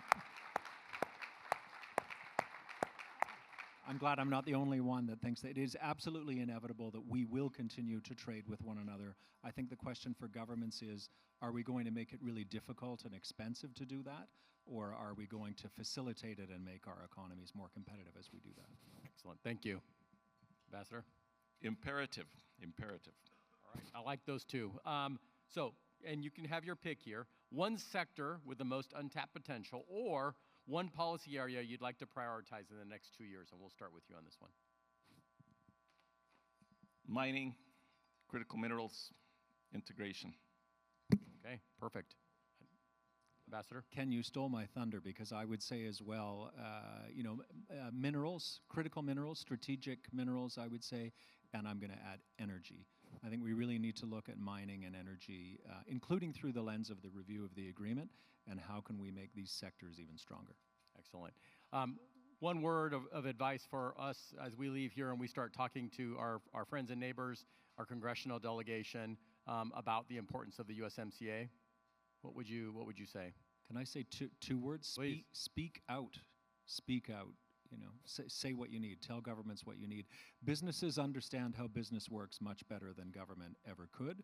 And if you want to take this deal and make it even better, businesses will need to tell their government negotiators what they need from it, and then the negotiators can try to achieve that.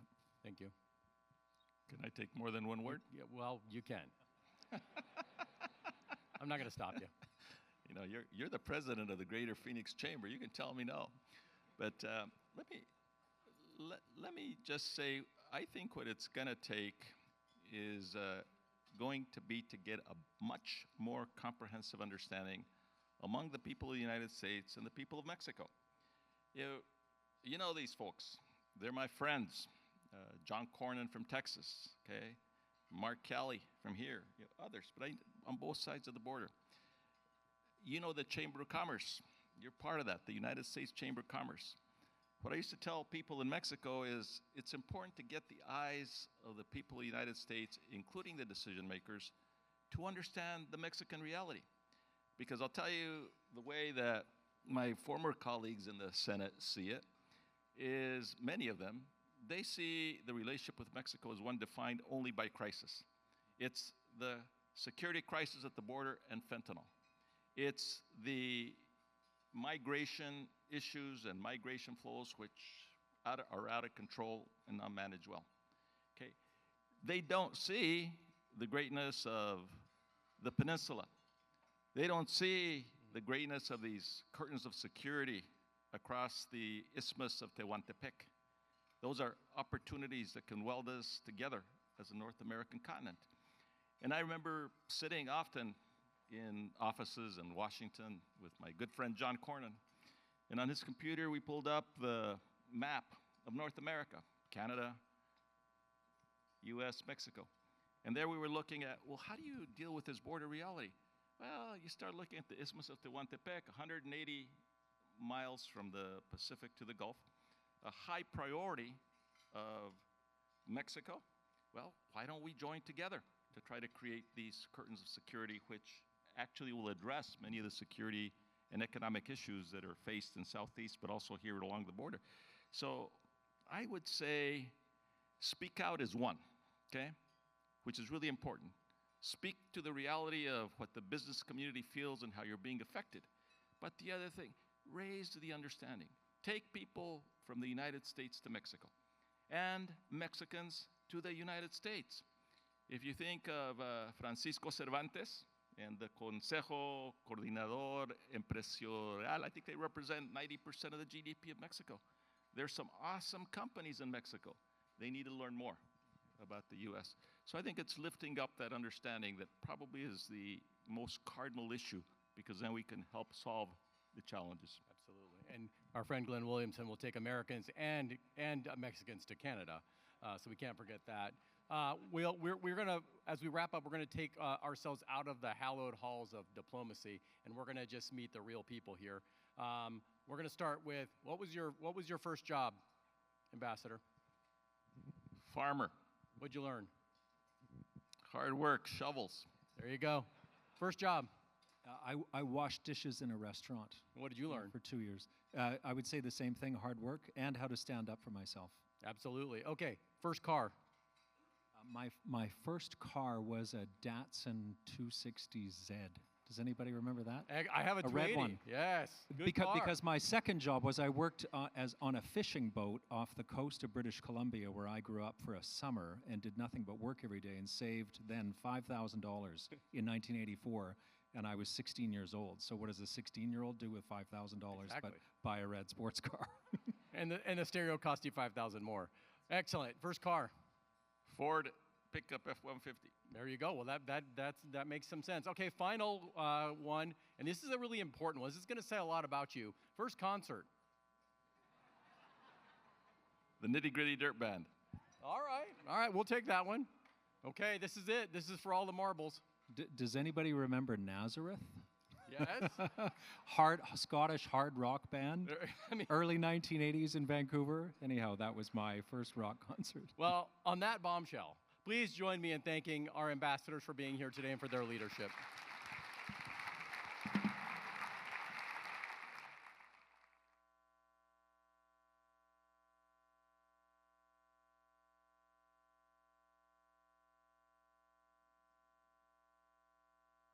Would have our incredible MC up here, but I asked her if I could just take a moment of personal privilege. Our closing speaker is none other than my partner in crime, Chris Camacho, who's the Vice President of the Arizona-Mexico Commission. He's also, for the last 17 years, been the President and CEO of GPEC. And for those of you who aren't familiar with GPEC from Sonora, GPEC is one of the most important economic development organizations in our state, and I would say one of the most impactful economic development organizations in our country. If you were on the planet yesterday, your phone lit up with the news that Chris was going to be leaving GPEC. And when I say leaving, I want to talk about that for a second, because he is leaving GPEC. He's leaving Maricopa County, our state, and our mega region in an incredible position, much better than when he got there 17 years ago. It's hard to imagine a part of our economy that hasn't been touched by Chris and his organization. He has been a tireless promoter of our county, our state, and our country. He is going to be leaving GPEC, but he's not going to be going far. He's going to be staying in Arizona. So we are pleased to be able to have him still at the Arizona-Mexico Commission and certainly in Arizona. But I wanted to just take a moment for us to all thank and congratulate Chris as he comes up here on everything he's done.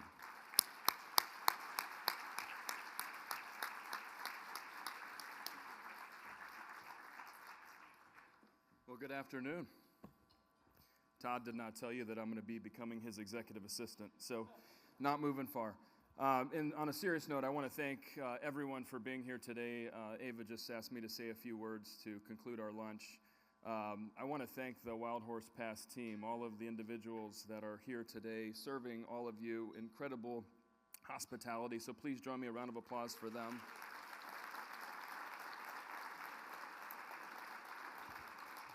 I also want to thank the ambassadors that gave us an incredible real-time update of what's going on in the world of trinationalism, and really important for our economy, for our people, our citizens, our future. And at the same time, we're so lucky to have two governors leading both Sonora and Arizona in an incredible changing time. And if you look at the screen behind me, you'll see celebrating our legacy, defining our future as the key theme. Celebrating our legacy, when you think about the state of Arizona and it's just experiencing its centennial a little over 100 years ago, not too long has our statement in statehood. And at the same time, 66 years of Arizona-Mexico Commission and the profound outcomes that have been driven by these relationships. But I think is equally important, as the ambassadors mentioned, the future is incredibly bright. We're entering a new economic era, one that will be anchored to how well Canada, Mexico, and the United States coordinate and align. No better market model than what exists in this room today. And as I simply reflect on kind of my next journey, I think about the business community. We talk a lot about return on investment. Sometimes we talk about return on our time. But what's reflected here today and will be in the future is return on relationships. That's what the Arizona-Mexico Commission is all about. It's what this lunch is all about. And I couldn't be more proud to have played the last 20 years role working in Yuma, working in Metro Phoenix, and working with the state of Sonora to advance our respective economies. We are going to win this 21st century race economically, and it's going to dramatically benefit all of the citizens that we're fortunate enough to represent. So thank you again for allowing me to say a few words in closing the lunch. We should all leave very inspired, and we have a number of afternoon events, and so we'll welcome you to join. So thank you very much.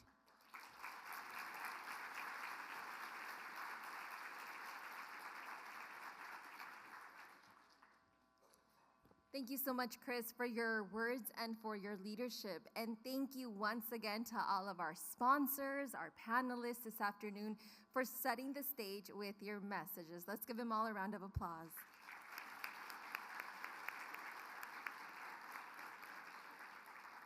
Today's conversations have been a timely reminder of the impact all of us in this room can have on the future of North American trade. Thank you for inspiring us to work collaboratively to build a stronger, more resilient region. So we're going to take a short break now, and please take this opportunity to connect with fellow attendees. If you're no longer in need of your interpretation device, please return it at the tables in the back when exiting. And we'll come back here in this room at 1:50 for the next part of our program, which features 2 dynamic panels you won't want to miss. Beginning with our panel, Leaders in the Mega Region in Business, Industry, and Academia. So we'll see you back here at 1:50. Hola, hola, hello, and welcome back. Si por favor pueden tomar sus asientos, we're about to get started.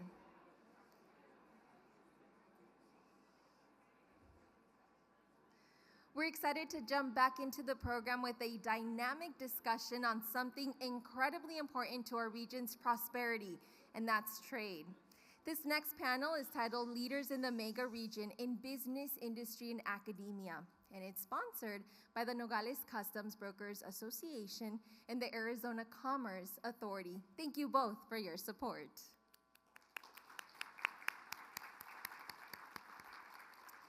To help you give context for what you're about to hear and to help introduce our panelists and moderator, please welcome Gustavo Acosta, President of the Nogales U.S. Customs Brokers Association.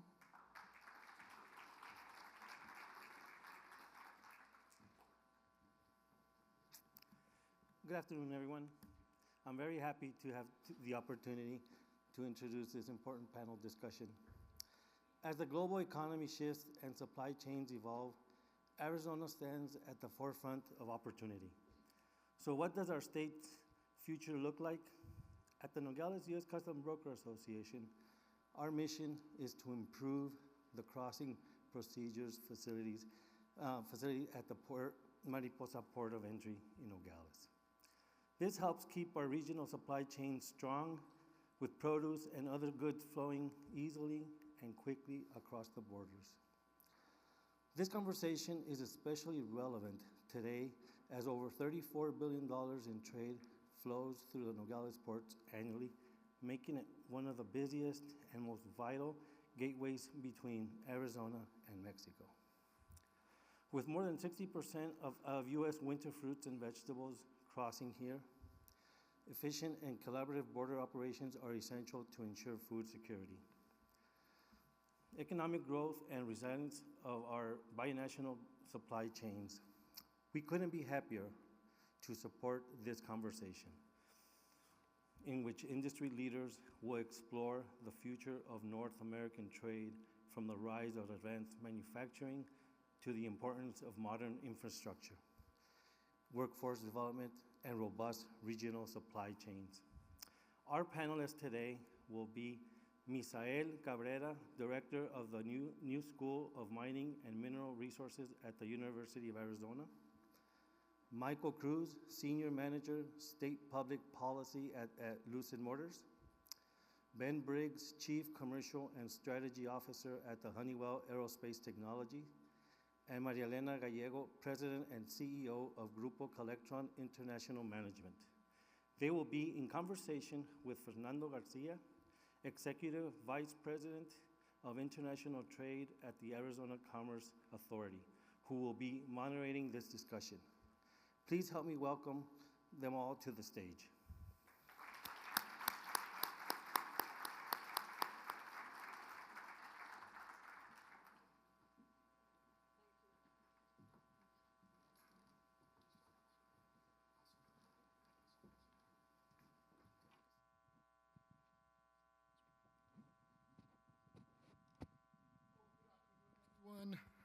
Is it on? There we go. Good afternoon, everyone. It's an absolute pleasure to be here and share the stage with such amazing leaders in industry throughout the mega region. We've certainly had an amazing day with great presenters with our economic development committees, infrastructure, water, education, and the list goes on. It was truly great to hear from our fearless leaders, Governor Katie Hobbs and Governor Alfonso Durazo, being followed by, of course, the former Ambassador Ken Salazar and the Ambassador for Canada. And there's been a couple of themes that we've seen. Now it's more important than ever to continue to work together, to have a cross-collaboration effort, focus on innovation, focus on workforce. And today we're going to hear about the success stories that have benefited from USMCA and the importance on why we need to continue to work together. So with that said, we're going to get started. And first, let's give them a round of applause.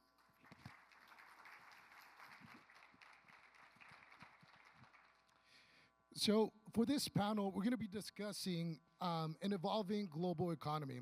This industry panel will speak to the future of North American trade, focusing on the resurgence of advanced manufacturing throughout the continent. Our panelists will share what will continue to keep Arizona, Sonora, and the mega region competitive, from modernizing critical infrastructure and fostering a skilled workforce to building more resilient, regionalized supply chains. Now, the first question, we're going to hand it over to Mike Cruz with Lucid Motors.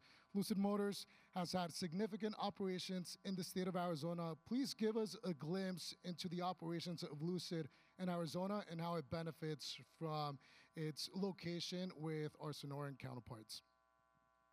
Thank you, Fernando, and good afternoon. Buenos tardes. Happy to be here. Mike Cruz, Lucid Motors, and I'll tell you, I think today's conversation and the whole foundation for this group, looking at celebrating our legacy and defining our future, is really the fundamental foundation for what we're talking about today. You have to know who you are before you know where you're going. And as I tell the Lucid story today, we started as a battery and powertrain technology early on before we incorporated into Lucid Motors. We broke ground in 2019 here in Casa Grande, Arizona. And as part of that process, we went through 13 different states, 60 different site selections. And as we found our home, we realized outside of the traditional economic development needs, rail, transportation for supply chain, infrastructure, land, we recognized two important components. You need good people and good policy. Having our friends from Mexico has been a foundation and our bedrock for strong trade, and has allowed us to mobilize to be able to effectively bring our innovation and technology to market pretty quickly. As we continue on, you may have heard we've recently acquired the assets of Nikola Motors, and that has allowed us to continue to expedite that growth process. We're at about 3,000 employees here in the state of Arizona supporting manufacturing operations, and Mexico is one of our largest trade partners and suppliers for the parts in our vehicles. There's over 4,000 vehicles in your traditional automobile today, and think about all the work that goes into that. So as we move forward, it's important to recognize that you play a huge role in what we do, and we're thankful for what you do. And it's the collaboration that we have every day between us and Mexico, our suppliers, our tier 1 suppliers and beyond, coming together with a common cause and vision and recognizing it's not Mexico, it's not USA, it's not Canada, it's North America. We're in this together, and trying to identify our pathways forward has been critical, and we're excited. And we're launching our next phase for development for our mid-size vehicle, and it couldn't have been possible without that partnership. So we're thankful and appreciative. Awesome. And thank you so much for the response, Mike. And it's great to see the success story. Lucid Motors, truly an Arizona champion. And better said, it's truly a mega region champion. It's known that, Arizona before Lucid Motors did not have an automotive sector.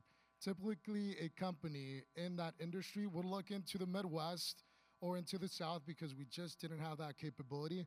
It was truly through the leadership at the time by Governor Ducey and Governor Claudia Pavlovich that made it happen. It was truly that partnership where it brought that supply chain to be able to support the efforts of Lucid. And it certainly happens in many industries. Now we're gonna, chat a little bit with Mr. Ben Driggs. And I wanna share a little bit more about your background. Ben Driggs was also the former president of Connected Aerospace at Honeywell.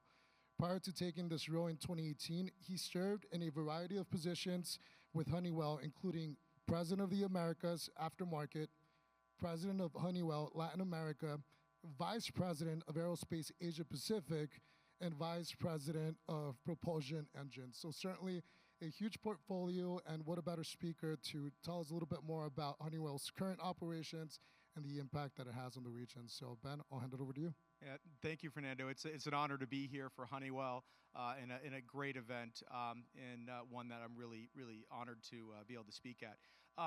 Honeywell Aerospace, we don't make the plane, but we make a bunch of the key systems that goes on the plane. So think of the avionics, the radar, the navigation, think of the engines, the cabin pressure system. So every time you turn on your air conditioning when you're on a flight, think of Honeywell.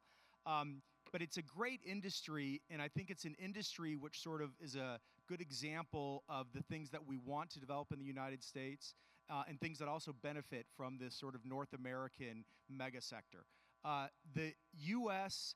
aviation aerospace industry has over $110 billion trade surplus annually.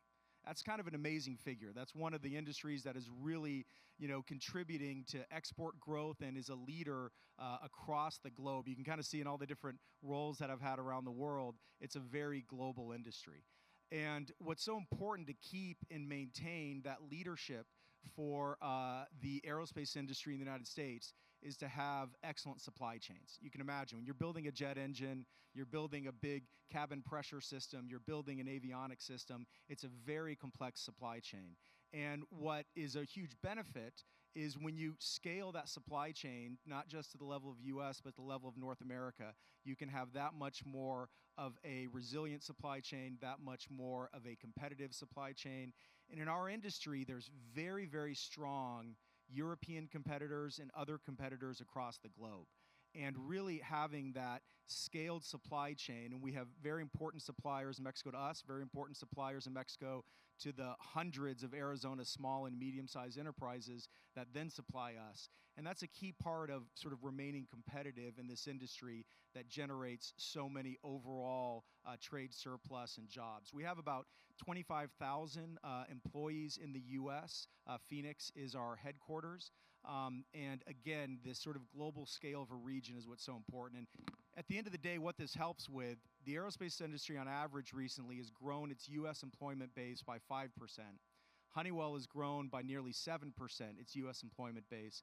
But being part of this mega region is something that's really helping us to win in the marketplace and to take advantage of really what is a great industry and a great U.S. export market. Awesome. Thank you so much, Ben. And certainly Honeywell has been a key leader in the mega region for many decades, and it's truly been for aerospace and defense. Right now in the state of Arizona, there are around 800 aerospace and defense related companies, around 400 suppliers for a total of 1,200 companies in aerospace and defense. Certainly significant numbers, the state of Arizona being a leading state in that realm, and it's for many reasons. Back in the 50s, after World War II, there was an initiative to develop military installations that weren't on the coast. So Arizona became a great solution, not only for aerospace and defense, but multiple industries across the board. So now we're going to transition to Maria Elena Gallego, President CEO of Collection International Services. Certainly, Maria Elena, your team has had huge operations throughout Mexico, supporting over 290 companies within your shelters, maquiladoras. Can you share a little bit more about your footprint, how you've been able to scale, and what you see in the future as it relates to our relationship in the mega region? I don't know if are you familiar with the Shelter Program. A Shelter Program is a program that allows foreign companies to establish a manufacturing operations in Mexico without being incorporated. So we have, as Fernando mentioned, we have established more than 300 companies, most of them being Fortune 100, 200 companies. We have Avnet, Aero Electronics, CBP, Buck, Edwards, a supplier of Intel in the area of Arizona. We almost got Honeywell, but they went to Mexicali. But as a result, many of these companies established a presence in Arizona, such as Radial, moved from Connecticut, and Badger Meter, Carlisle, among others. Awesome. Thank you so much, Maria Elena. It's great to see the leadership from your team throughout multiple states that impact the mega region. So now we'll go over to Misael Cabrera, Director, School of Mining and Mineral Resources at the University of Arizona. Misael was specifically selected after a nationwide research to serve as the inaugural director of the school. He's had huge impacts, and he was also the former director of ADEQ and has served in multiple technical leadership positions in engineering throughout the United States. So now, Misael, tell us a little bit more about mining, the School of Mining at University of Arizona, the impacts of the mega region. Just before our panel, we heard from former ambassador in Mexico, Ken Salazar, talking about the impact of the mining industry in the state of Arizona. For everyone's reference, the state of Arizona is ranked #1 in mining, other than oil and gas. So please share a little bit more about that impact. Certainly. So what differentiates the School of Mining, Engineering, and Mineral Resources at the University of Arizona from other mining schools is that we have an explicitly stated vision for interdisciplinary curriculum and research to solve the mining challenges of today and for generations to come. In addition to our world-class programs in mining engineering and in economic geology, we bring together business, law. We have a global mining law program. There's only one other one of those in the world that we know of, and that's in Scotland, I believe. We have the Center for Environmentally Sustainable Mining, the Geotechnical Center of Excellence. We have a Mine Safety Center of Excellence. We bring all of those anthropology, environmental science, business, law. We bring all of those disciplines and talents to bear to solve the challenges and opportunities of tomorrow. And the opportunities are vast in Arizona and Mexico. So both countries have a legacy that's rich in mining and minerals, from gold, zinc, silver, molybdenum, manganese, lithium, and increasingly we're even finding rare earth elements, other critical minerals. And I haven't even mentioned construction materials like aggregates and cements that are very, very important. And so what's occurring across the planet, and this is where the opportunities are rich, is that there's this growing awareness that minerals are in the DNA of civilization. There's this growing awareness that our population as a planet continues to grow. So I'm in my 50s, and in my lifetime, the population of the planet has doubled. It's gone from 4 billion people to 8 billion people, and it's not going to stop. We're going to continue to grow until we hit about 10, maybe 11 billion people, somewhere around 2060, 2070. And what happens is that all of those people are also less poor than they've ever been across the history of mankind. And so less poor, more people want what? They want energy, they want technology, they want transportation, they want all the little things that we often take for granted. It's my hope that they also want renewable energy. And all of those, medicine, defense, renewable energy, technology, consumer goods, they're mineral intensive. And so there's vast opportunities in North America, and in particular Arizona and Sonora. And we also have a legacy of working well together. So Mexico invests in operations in Arizona through Grupo Mexico, and we also have United States companies investing in Mexico, like Newmont, Core, and others. And so it's a great relationship that's full of opportunities. And the biggest opportunity, as I say, and then I'll close, is there's an opportunity to increase the manufacturing of ready-to-use metals. So what we do a lot in Mexico and Arizona today is we extract ore and produce concentrate, and in certain cases we actually refine it as well. But there's huge opportunities for refining of metals. Because see, in advanced manufacturing, in medical devices, in defense, and all of the industries, automotive, you can't actually use the metal until it's a certain purity. And right now what's happening is that we send concentrate overseas, a lot of times to China, and then they sent it back. And so if we can figure out the social performance and environmental challenges associated with refining, there is a greenfield of opportunity for both countries. No, definitely some amazing insights. It is clear that mining will continue to be the backbone of the state's economy, and certainly a bedrock for industry development, especially in technology innovation. Thank you for that, Ms. Head. Now we're gonna get back to Mike with Lucid, and I want to give a quick note. There was certainly a notice that came, not notice, but a press release that came out a couple of weeks ago. Of course, Lucid is the maker of the world's most advanced electric vehicles. And just a bit ago, they announced a multi-year supply agreement with Graphite One for American sourced natural graphite. This further strengthens the company's local supply chain for raw materials and resources. It's certainly a great movement for Lucid to localize its supply chain. Now with that, as it relates to Arizona's competitiveness and supply chain strategy, Mike, what advantages does operating in the mega region provide, meaning its strategic location, and how do you leverage the North American ecosystem to optimize supply chain and remain globally competitive? Thank you, Fernando. And that's a great question because at its simplest form, it is us being able to leverage this region for resilient and short supply chains, building strong relationships with our neighbors amongst us to mitigate the policy and the self-inflicted issues we are dealing with right now in this geopolitical environment with tariffs and trade. The closer we could bring it home to us, the better it is for everyone. Let's talk a little bit about the data in the future, because as we continue to grow, not just as Lucid, but the industry as a whole from a clean tech energy perspective, the Chamber for Progress and Clean Energy has given us some really good data points last year. Right now, they estimate approximately 3.5 million jobs in the clean tech, clean energy industry right now in this country.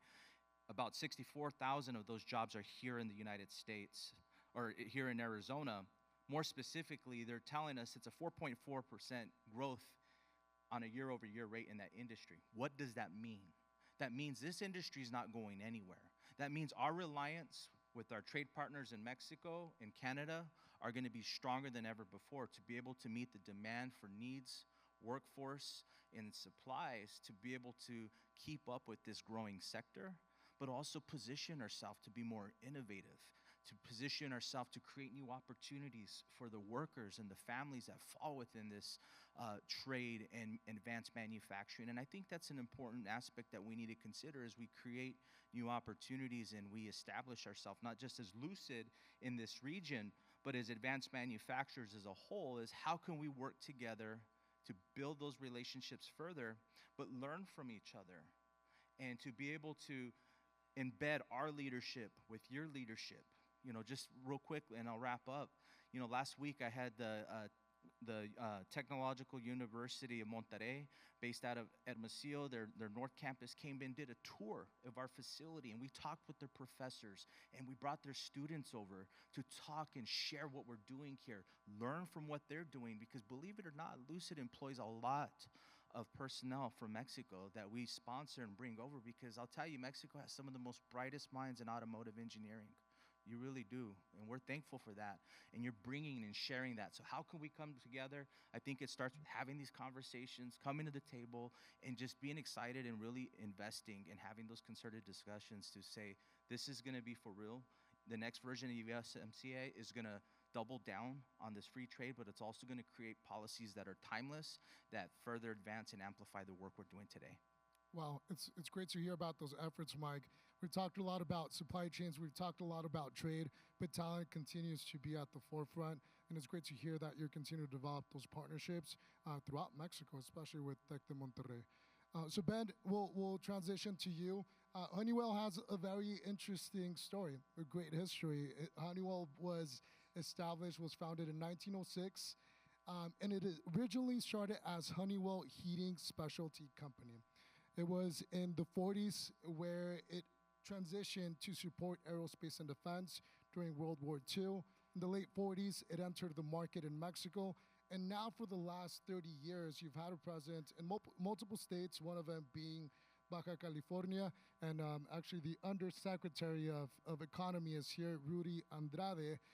Could you share a little bit more of the strength of the mega region and how the operations throughout multiple Mexican states complement the operations here in Arizona where your headquarters are at? It's a great question, and it really is a sort of fascinating story. I think what Mike said, when you think of the name of the game, what everybody has learned who's in advanced manufacturing post-COVID is your supply chains have to be resilient and short. I think that phrase is something for everyone to take away. Aerospace was fascinating. Obviously, when the pandemic hit, suddenly no one was flying. And then when we rebounded at a slope that's higher than ever seen in the industry. And that sort of continues to today. And a lot of people said maybe air travel is over. Well, it's actually higher now than it was pre-pandemic. And then when you add on to it the revolutions that are going on in defense and in other areas, it's really kind of a second era. You referred back to the 50s, but it's a second era of need for incredible innovation and supply chain performance in the aerospace industry. And what we've found is so important is you have to have a supply chain, whether it's your own facilities, and again, we've got facilities in Chihuahua, Baja California, and other parts of Mexico, that those have to be world-class and excellent and seamlessly integrated to your majority operations here in the U.S. and here in Arizona.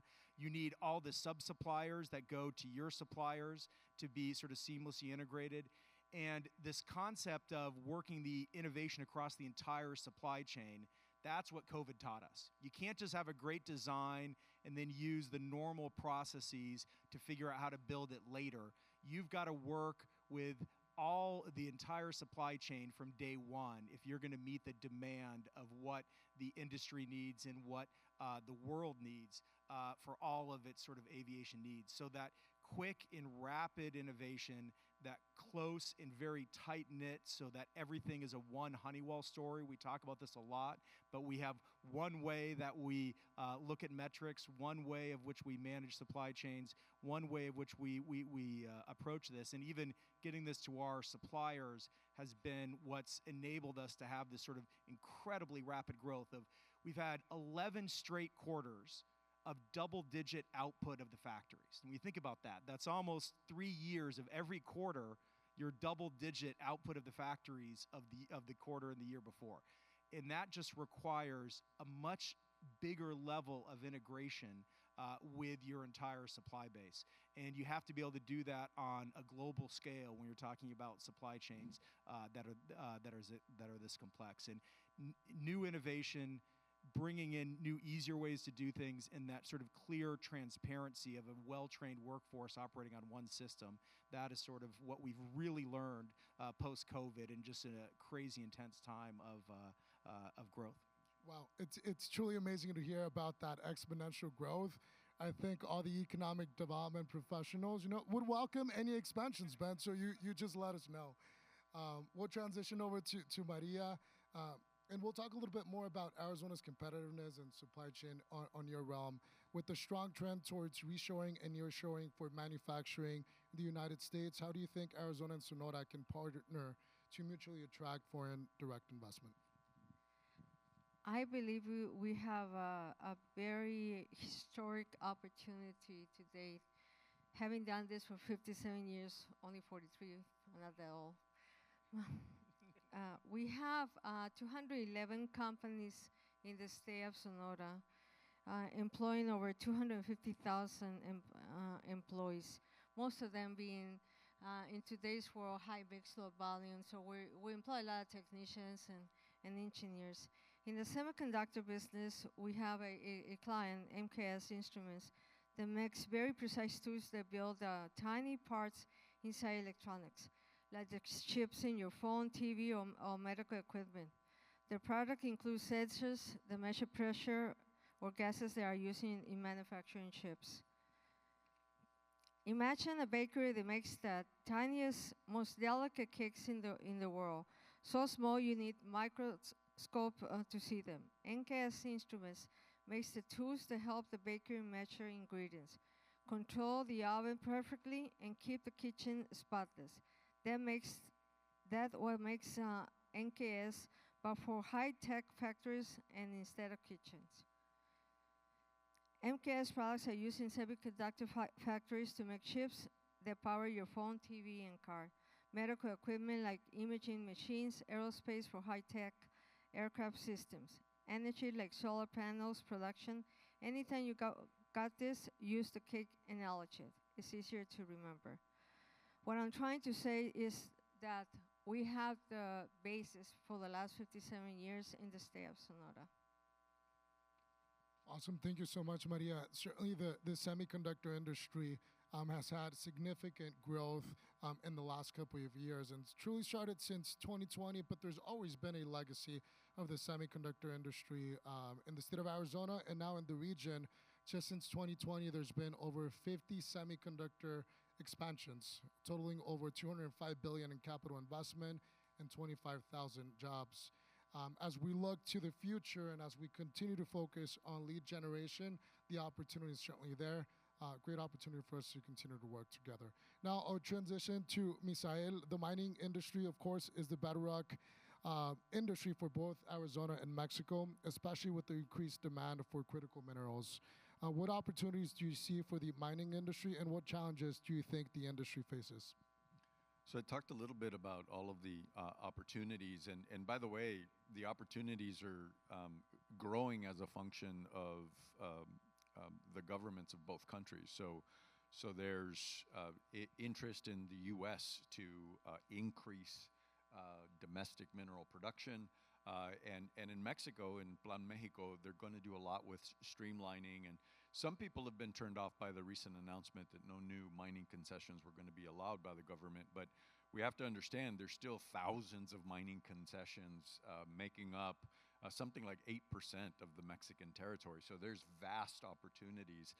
And if they streamline and set the regulation, which they're in the process of in Mexico, what that's going to do is it's going to increase investment and therefore production.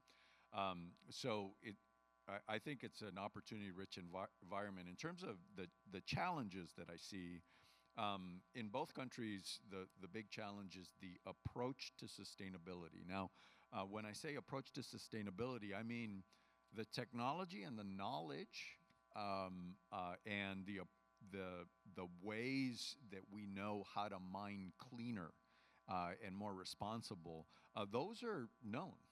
There's a lot that has improved in the industry over the last 50 years.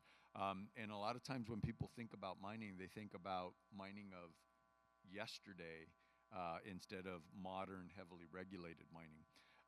And so when I say the approach to sustainability, what I mean is how much are the communities and the government going to refrain mining activity for fear rather than implementing regulation that is streamlined and effective, because they have to be both. And Mexico's working on that right now, which I'm really excited about. I actually talked to a lawyer a few months back who works for private sector mining companies, and he's helping and advising on how to set that regulation. So it's a regulation that's actually being developed in Mexico that is taking the mining companies' interests and approaches in mind. So that's good. The other challenges in the U.S. have to do with litigation. So it doesn't matter how many executive orders the Trump administration issues associated with mining and mineral production. Our legal system and our culture that is litigious ends up being a challenge for mine production. However, there's a lot of streamlining going on that's actually very, very helpful. And the other thing that I wanted to talk about in terms of a general a challenge is that as we accelerate mineral production, the industry, and this is happening globally, certainly in Mexico and the United States, the industry is learning how to work with communities in a much better way. A great example of that is South 32. They are going to great lengths to work with their community in Santa Cruz County. And there's other examples of that. Arizona Sonoran Copper, Freeport has been doing a good job of that. Grupo Mexico is investing heavily in Arizona in terms of social performance in their community. So there's certainly lots of opportunities. There's some challenges, but all of those challenges are well on their way to being overcome. No, it's great to hear that although there are challenges, there are industry-led solutions that are being implemented. The educational piece continues to move forward, and certainly we'll get to some good solutions to continue to elevate the economy throughout the mega region. So thank you for that response. Now, this is going to be one of the last questions, and this question is for all. We know that for a lot of industries, workforce will continue to be the #1 priority. And we've heard it a lot throughout the many sessions that we've attended this morning. Globally, workforce is one of the most pressing challenges for companies. What trends are you seeing for workforce development, and what opportunities do you see? What workforce initiatives such as training, certifications, upskilling have you prioritized to meet the talent needs your industry will continue to foresee in the future? So Mike, we'll start with you. Yes, thank you, Fernando. And this is a topic I'm very passionate about. As a former elected official sitting on a school board and also serving on my local state workforce development board in Pinal County, workforce is really the foundation for all of the work we do. It is the idea, the spirit of the North American worker coming alive each and every single day as part of whatever job they're in. It is really the biggest component that what drives success in each and every single industry and business. When we came to Arizona, there was no automotive industry, nothing. We had to build it from the ground up. It wasn't like Michigan or Ohio that have had 100 years of excellence in automobiles. This was a first for Arizona. And the reality is we had people working at the checkout line number 5 at our local grocery store, now working in a high-performance, high-tech job in chassis line number 1, connecting all of the battery to chassis and energizing equipment. And how do you train for that? Well, when we came, we worked with the ACA as part of the Drive 48 initiative to really build a workforce from the ground up. And that really transpired to what we see today with the Future 48 programming. It was super successful in being able to identify key skills in an area and identifying community colleges and other supplementary institutions to help drive a delivery of that curriculum both in-house and outside to build this workforce. And it was super successful for Lucid. It was super successful that obviously the state has adopted it for other high-need industries such as construction, healthcare, things like that. But I'll say this to everyone in this room today, one of the biggest threats we have that's facing us tomorrow, we need to take action on today. And that is the future pipeline for workers. And more specifically in the United States, it's our K-12 classrooms. By the time workers come to us, it's too late.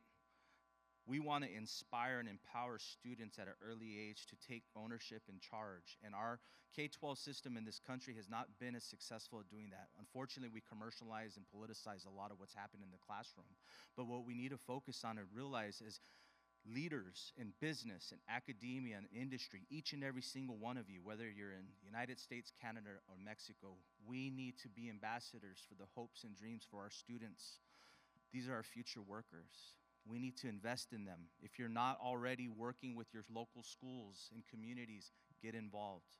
Share what you're doing. Send some of your engineers and professionals. Help amplify their work they're doing in the classroom, because that's going to be critical.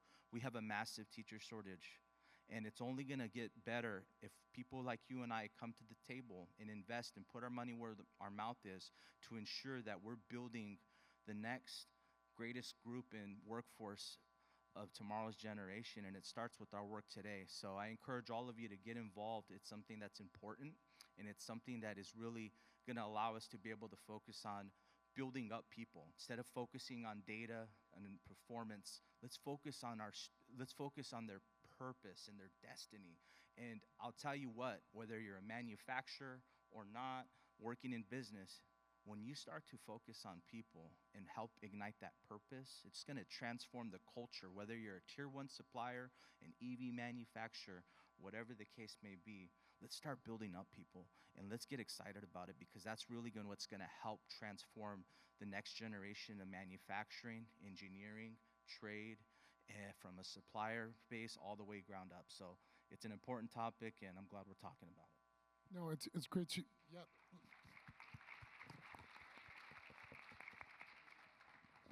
Thank you, Mike. Certainly a success story. The numbers that Drive 48 has produced are just magnificent. Since 2021, there's been over 2,600 students that have gone through that program and have gainfully been employed by Lucid Motors or similar industries. So let's give them another round of applause. Thank you. It's certainly setting the pace for multiple industries. Since Drive 48, now there's going to be 6 additional workforce accelerators throughout the state of Arizona, focusing in the battery sector, aerospace and defense, advanced manufacturing as a whole, the semiconductor industry. Again, a great example, a great success story that is truly helping out the workforce of tomorrow. So Ben, we'll hand it over to you. Workforce initiatives, Honeywell, many years here in the States. Yeah, please take it away. Yeah, workforce development is one of the most important things. When you talk about the growth, whether it's EV or aerospace or so many other semiconductor, we've got to train a workforce. 80% of our 25,000 employees in the U.S., and the number's similar for everyone we have outside the U.S., are in engineering or manufacturing. And it's about equally split. So that's where we need to train people. We need to train people in engineering and in advanced manufacturing. And what we've found is you got to approach each level. We have great partnerships with Arizona State and the University of Arizona. We're increasing those partnerships significantly, increasing the number of interns that we have, we just have labs that are now sponsored by Honeywell with equipment so that the students really get great training. Community college has been critical for the manufacturing resource, and we've partnered with Maricopa County Community Colleges, and they've been fantastic, and I can't stress enough the importance of the community college system in supporting the growth in advanced manufacturing in Arizona. Incredibly important. And then you got to go to the high school. And, you know, we've in the elementary school, as Mike mentioned. We've kind of done this in 2 ways. Mesa Public Schools was our first big push about STEM education in the high schools, a bunch of programs there. And then we put our engineers to be mentors for the high school. We're actually very proud of this. The NASA runs a program for high school science students to propose an experiment that gets done on the International Space Station. And there's thousands and thousands of these submitted throughout the U.S. Well, 2 of the Honeywell coach teams from Mesa Public Schools got their experiment chosen and were actually conducted on the International Space Station. We had the high school kids come and present to us about what an amazing experience that was. But we've got to get, you know, as Mike is talking about, these kids in high school excited about STEM, excited about being engineers, excited about being in advanced manufacturing, excited about technology. And then the elementary schools, we have partnerships with the Diamondbacks, with the Cardinals, with the Suns, where we go and try to encourage STEM education together with the sports teams and really try to encourage these younger age to get interested in those. And we actually give out periodically, I can't remember the number, but a number of Diamondback games, $5,000 checks to schools to upgrade their STEM programs at the elementary school level. But that is the critical thing. And we're doing the same thing with universities in Mexico, same things in other areas. You have to approach all levels from elementary, high school, community college, and universities to get this what we need. This summer in Arizona, we have 350 interns working this summer, which is a record number for us. Some of those are high school, some of those are undergraduate, some of those are graduate students. We've also got over 50 that are in Mexico doing internships. So it just shows you really important that you really emphasize these education programs early on and you train your workforce. And that's the other thing we learned during the pandemic. You had a big run-up in aerospace in the 80s. You guys remember a lot of those times. Well, a lot of those people in the pandemic just left the industry, and we're really rebuilding expertise and rebuilding that group to come in and support this next generation for us. So thank you. Awesome. Thank you so much, Ben. So it's motivating to hear about the amazing programs that are happening, impacting K-12 where it should really start. So congrats on that. Maria Elena, we'll transition to you. I know you've been working on quite a few initiatives in Nogales with the state of Sonora, with the University of Arizona, with Justin, who has some amazing initiatives. Please share a little bit more about the internship programs working with multiple sectors. Well, first of all, I'd like to share an area that's also very passionate for me, as Mike mentioned. 57 years ago, when the industry started, principally in the state of Sonora, on the border of Nogales, Sonora, and in Ciudad Juarez, there was no curriculums in the schools that could supply the foreign investment that was coming into Mexico. 15 years ago, I was very involved, our company was very involved in introducing, establishing the curriculum for the aerospace industry in the technological school, the UTES. We work with Rolls-Royce, some engineers from the state of Sonora, the government of the state of Sonora in Mexico, and we had it established and we started graduating technicians in mechatronica and industrial engineers for the aerospace sector. So this is an area that I always been very, very close to the educational sector in Mexico. Today, there's a program, I happen to sit in the table of the president in the Business Council for educational, or dual educational, educación dual. What does that mean? What you were asking for, that workers should, in the last semester, should be working in a facility where they can be trained and graduated for the last semester, and the school can acknowledge that. So Justin Dutron, that you all know, and the educational sector in the state of Sonora, we've been working just doing that. We are going to work with the schools to introduce students from Mexico to come and work mostly in the semiconductor or mobility facilities, in order for in the last semester to be working and get certified in the schools. Awesome, thank you so much. Impressive work that continues to happen in multiple sectors, so let's certainly keep that going. Misael, we'll close out with you. Certainly in the mining sector, workforce will continue to be at the forefront. Please share a little bit more about the initiatives happening in the future of mining. Absolutely. So at the University of Arizona School of Mining, Engineering, and Mineral Resources, we have a K through gray approach to workforce education.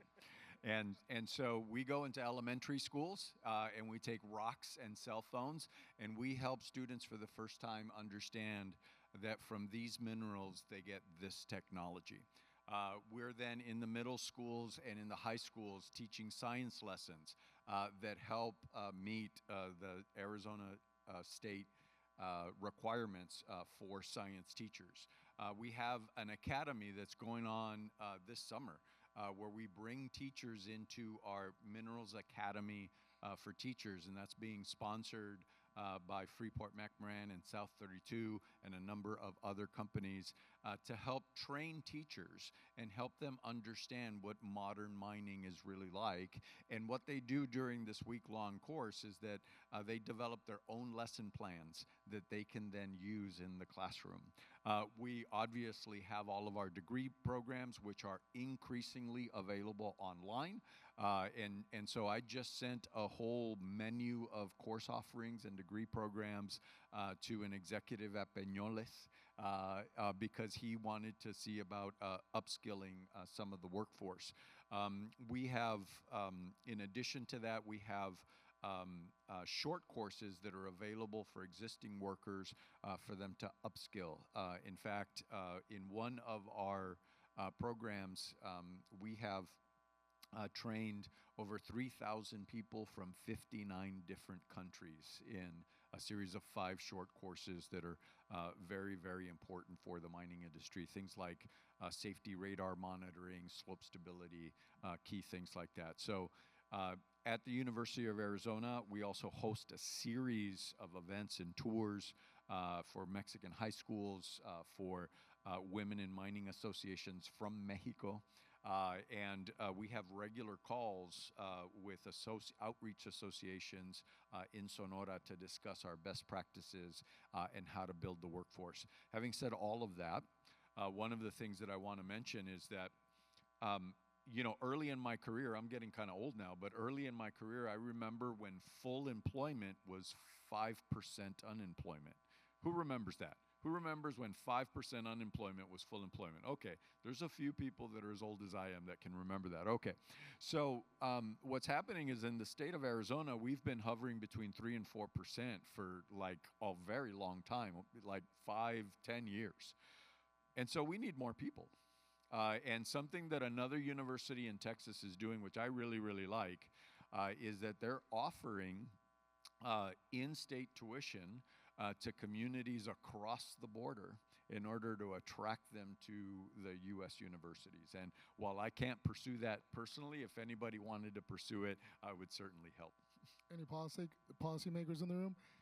No, that's great to hear about the amazing initiatives happening here in the state of Arizona with certainly a global impact. We've had a great discussion with our panelists from the automotive industry, aerospace and defense, advanced manufacturing as a whole, tapping into the semiconductor industry, electromobility, and certainly the bedrock of all industries, mining. I want to give a quick example in something that we work with multiple organizations earlier this week in partnership with Arizona State University, in partnership with Arizona Mexico Commission, ACA, City of Phoenix. We hosted over 22 Mexican states, their secretaries of economies, talking about the semiconductor industry, talking about talent, and a theme that certainly was very meaningful for everyone is sometimes if you don't know where to start, you start with talents. If you want to continue to elevate the quality of life of your region, start with talent. It was a great way to close out today. Let's please give a round of applause to Mike, Ben, Maria Elena, and Misael for a great panel discussion. Thank you so much.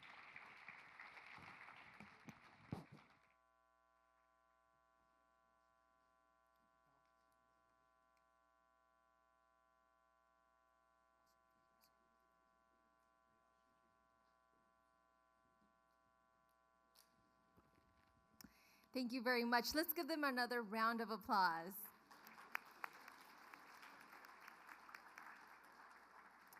We've had an incredible day of conversations about trade and cross-border collaboration, and we're closing strong with a panel that brings together two of the things that Arizona is best at: sports and economic development.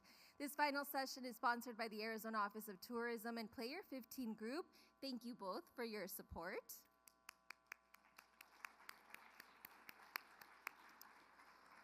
And at this time, please help me welcome Alex Skelpsa-Ridgway, Interim Director for the Arizona Office of Tourism, to share a few remarks and introduce our next panelists.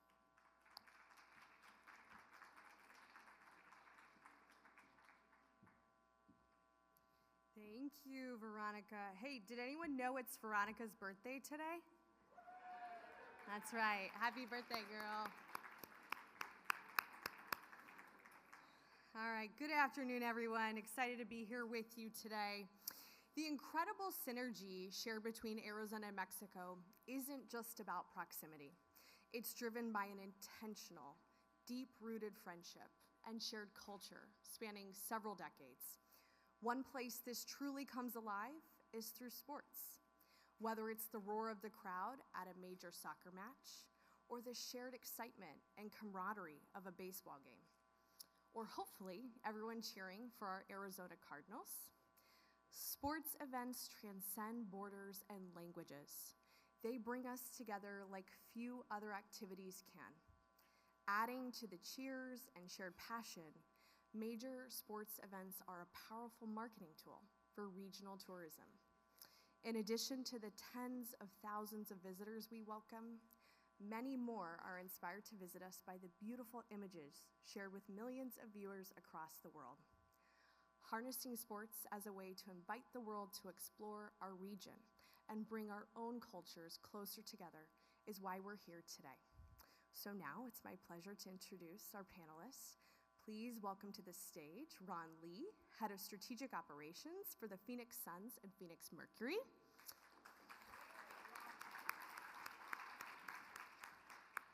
And Kenny Farrell, Senior Vice President for the Arizona Diamondbacks.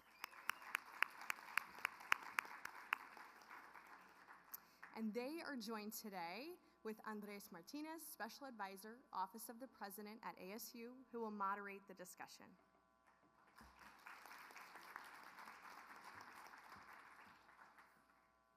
Thank you so much. Thanks everyone for being here. It's Friday afternoon. We're going to talk about sports. What could be more fun? In fact, if you want to just stand up and stretch out, and shake it off, it's okay. This is like an athletic feat, a long day. I'm Andres Martinez, as was mentioned. I work for President Crow as a special advisor on our Mexico relationship. I'm honored and privileged to also be on the board of the Arizona-Mexico Commission.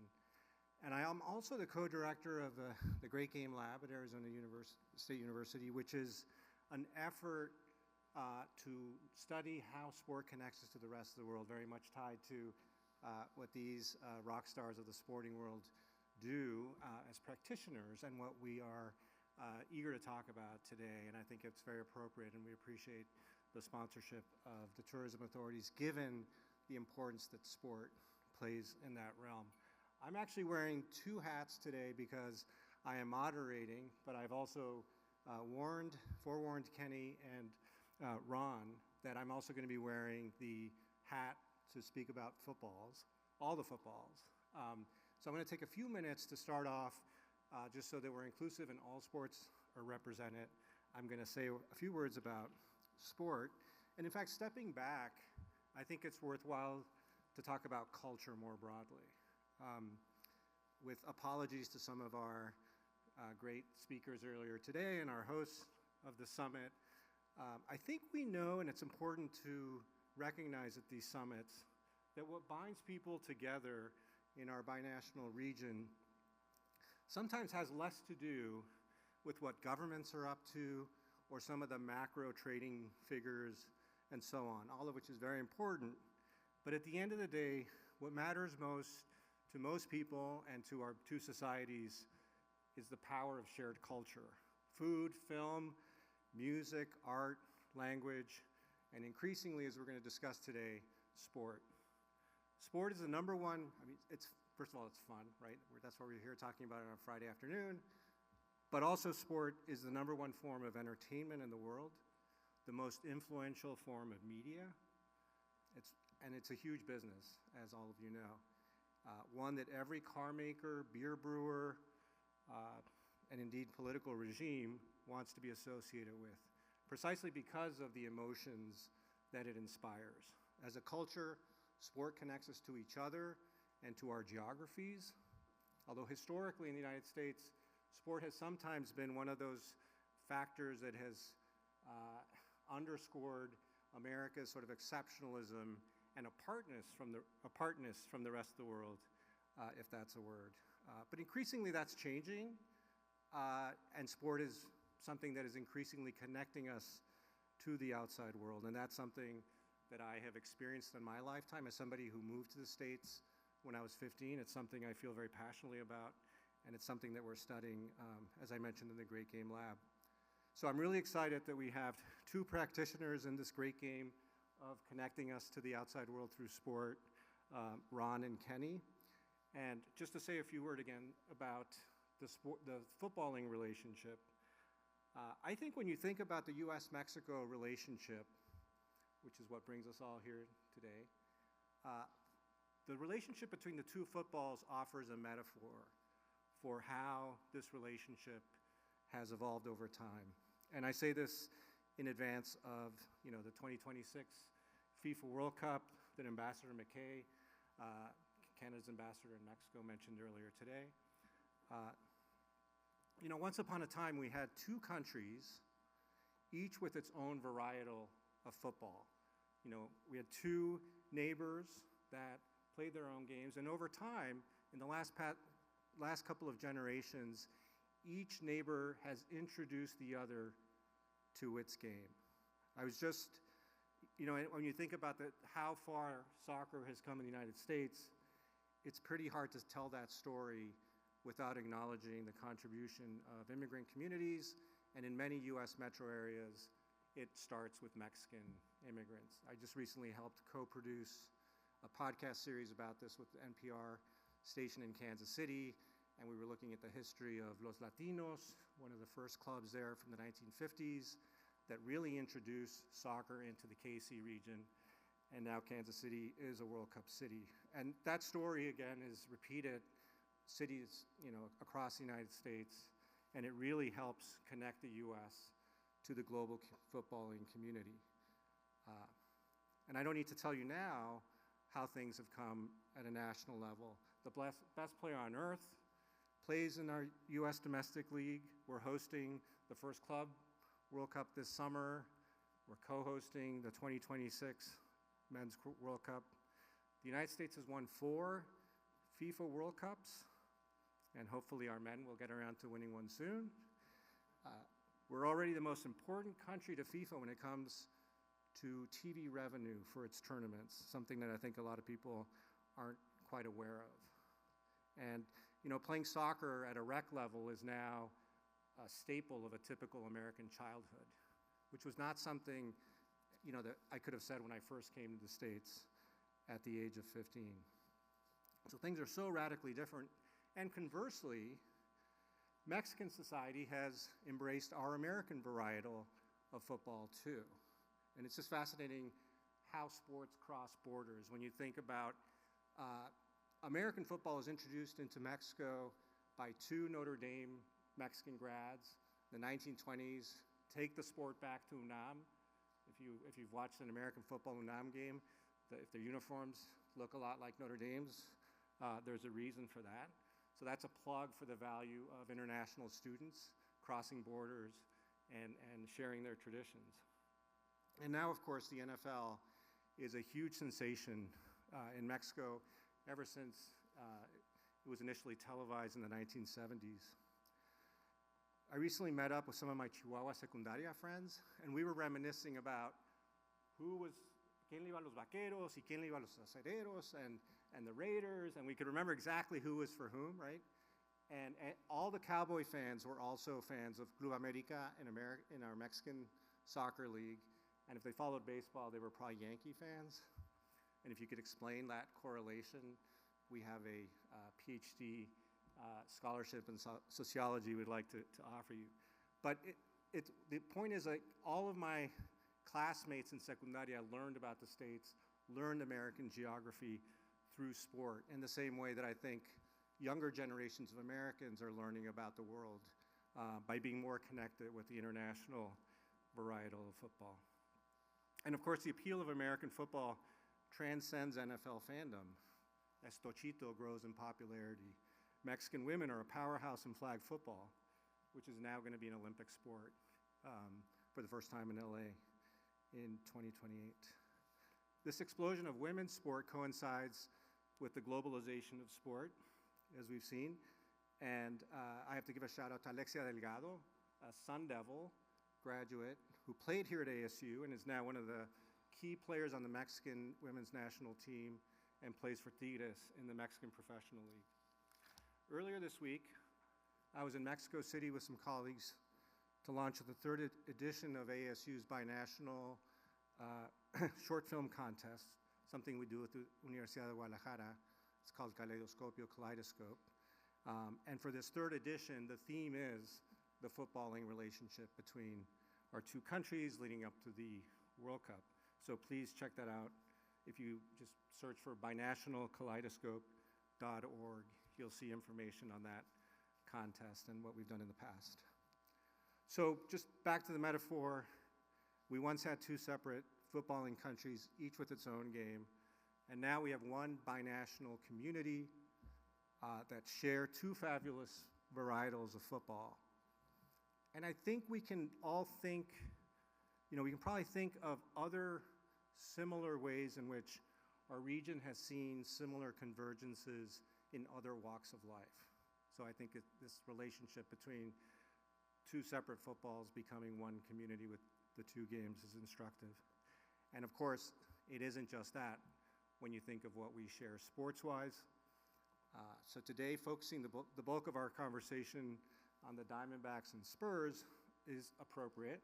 I did want to spend a little time on the footballs, but the Diamondbacks and Suns are both organizations that have done such a powerful, impressive job in also building bridges across borders when it comes to sport and deepening our sense of identity for our community as well as representing and creating an identity for Arizona internationally. So that's going to be our topic today. And the other thing to say about the NBA is I think it's fair to say it's the most globalized of all of our homegrown U.S. sports. And of course, baseball has, I think, a very special, unique role in terms of binding our border region and with Northwest Mexico and the Southwest of the U.S.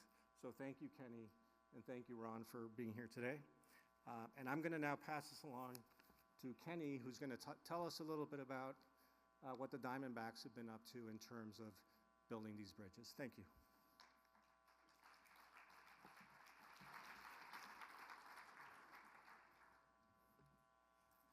Thank you. We've got maybe a few slides coming up here. I know it's late in the day, so we won't have a bunch of words to look at, but a little bit of imagery I wanted to kind of share as I kind of talk through a little bit of what our approach is to Hispanic marketing and really thinking about international marketing and the relationship we have with both Arizona and Mexico. So you can see here an image from a couple years ago of our players representing Mexican baseball teams. We want that to be a very visual representation of what our team is and who we are and how we connect. So really the kind of main theme here is that the approach is very layered and it's very intentional to how we want to kind of bring things together. And it starts with an important group that we work with, our Los D-backs Hispanic Council. I think we might have a few in the room today.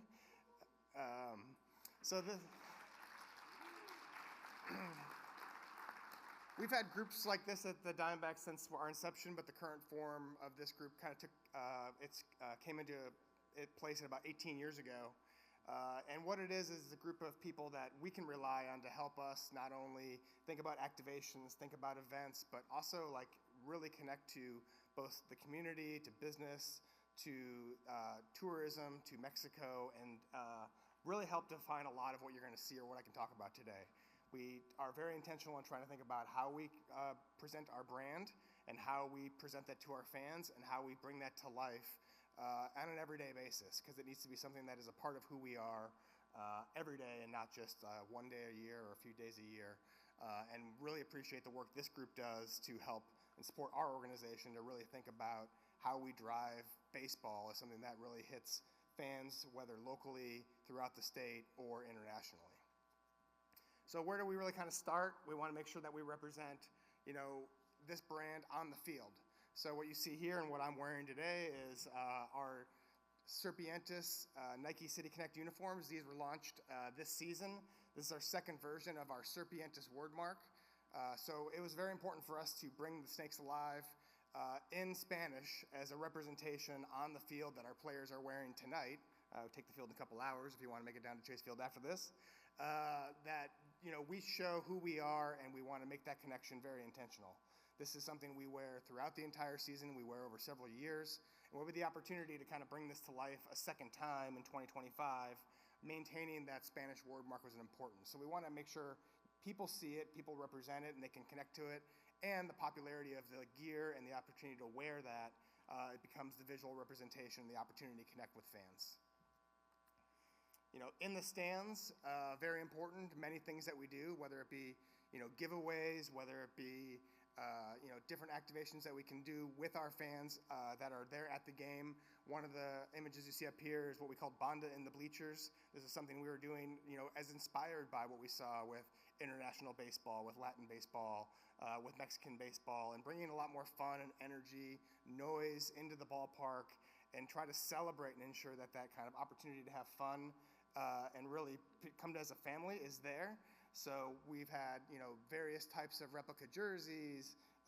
We've had different Mexican heritage nights representing even the teams from Mexico, which we'll talk more about, the Naranjeros, as we see them represented in this picture here. After the game has been a really important opportunity for us. So not only during the game, but after the game. We have a platform of a lot of games. We play 81 home games. We have a capacity of almost 50,000 fans. We have the ability to do things at a kind of a capacity and a price point to be a bit experimental in how we operate and engage in ways that we can have fun beyond just the baseball game on the field.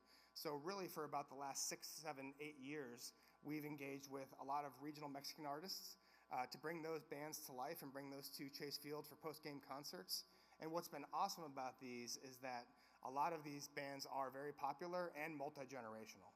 When we think about sports and the connection, it's an emotional connection, it's a family connection, and that opportunity to kind of bring that entertainment from home to the game has been a huge success for us. We've had 2 of these this year, and it's something we want to continue to make sure that we're engaging not just on the field, not just with the promotion, but with other forms of entertainment, culture that we can bring into Chase Field. The community is an important part of what we do. The top images you see here are recent images from an RBI showcase we had, which is reviving baseball in inner cities program, where we brought our City Connect to life in West Phoenix at an event sponsored by Fanatics and Nike, and just making sure that the game continues to grow. We invest in youth, we invest in little leagues, we put our money where our mouth is. We want this to be something that not only we sell today, but we sell for generations to come, and whatever we can do from a communication standpoint is extremely important for us. And in the bottom left there, you see an award we gave out, which is called our Pete Garcia Community Leadership Award. This is an award created by and nominated by our Hispanic Council to honor somebody for their impact in our community, impacting the Hispanic market, so the Hispanic community. So that is something that is forefront of who we are. So, just kind of recapping, it's on the field in the game. The game in baseball itself is important, and baseball, while football may be one of the most popular sports in Mexico, we're lucky that northern Mexico particularly is very baseball, and Sonora specifically is very much a baseball state. And so the game, the community, the entertainment, and all of those things kind of come together. Speaking of Sonora, the Naranjeros are a great partner of ours. We've had a great relationship for them. We've been down in Hermosillo since 1997, before the franchise even was brought to life. And they are, great partners in terms of allowing them to come to our field and seeing our fans activate with their brand. It's really great. Again, you mentioned, Yankees. Certainly the big brands, the Yankees, the Dodgers, are the big worldwide brands that drive the most interest.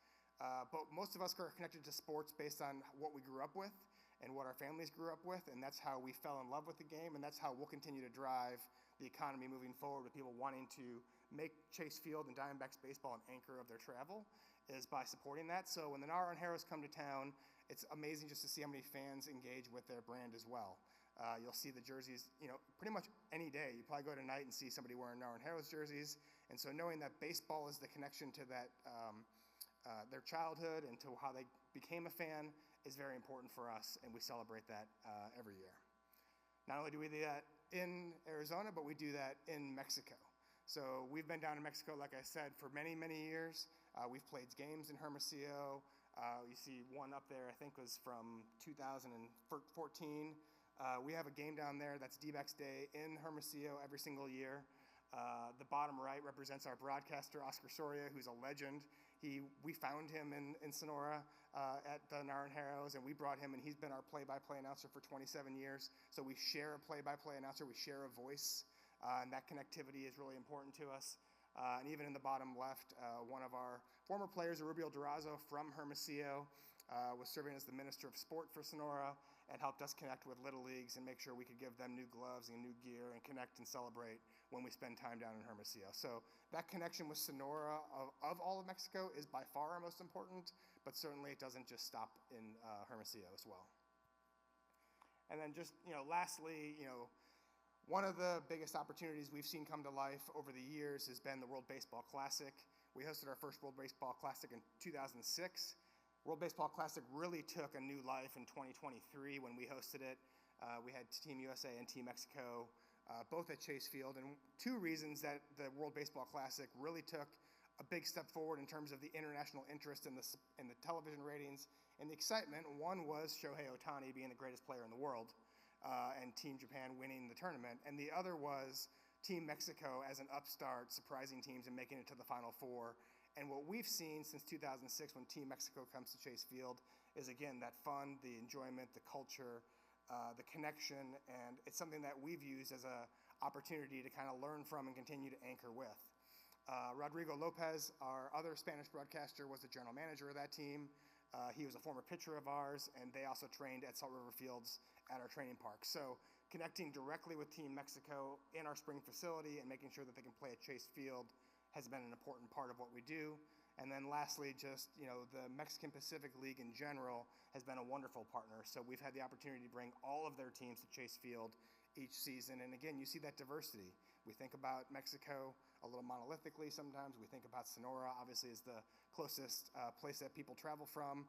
But when all of those teams come to Chase Field, we see all of those teams represented in our park.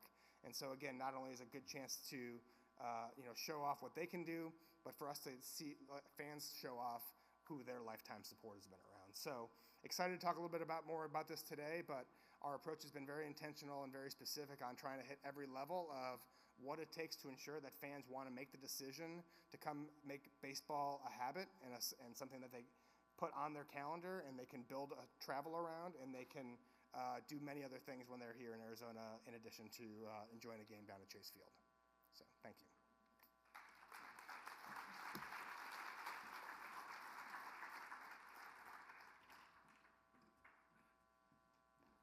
Buenos tardes. Thank you.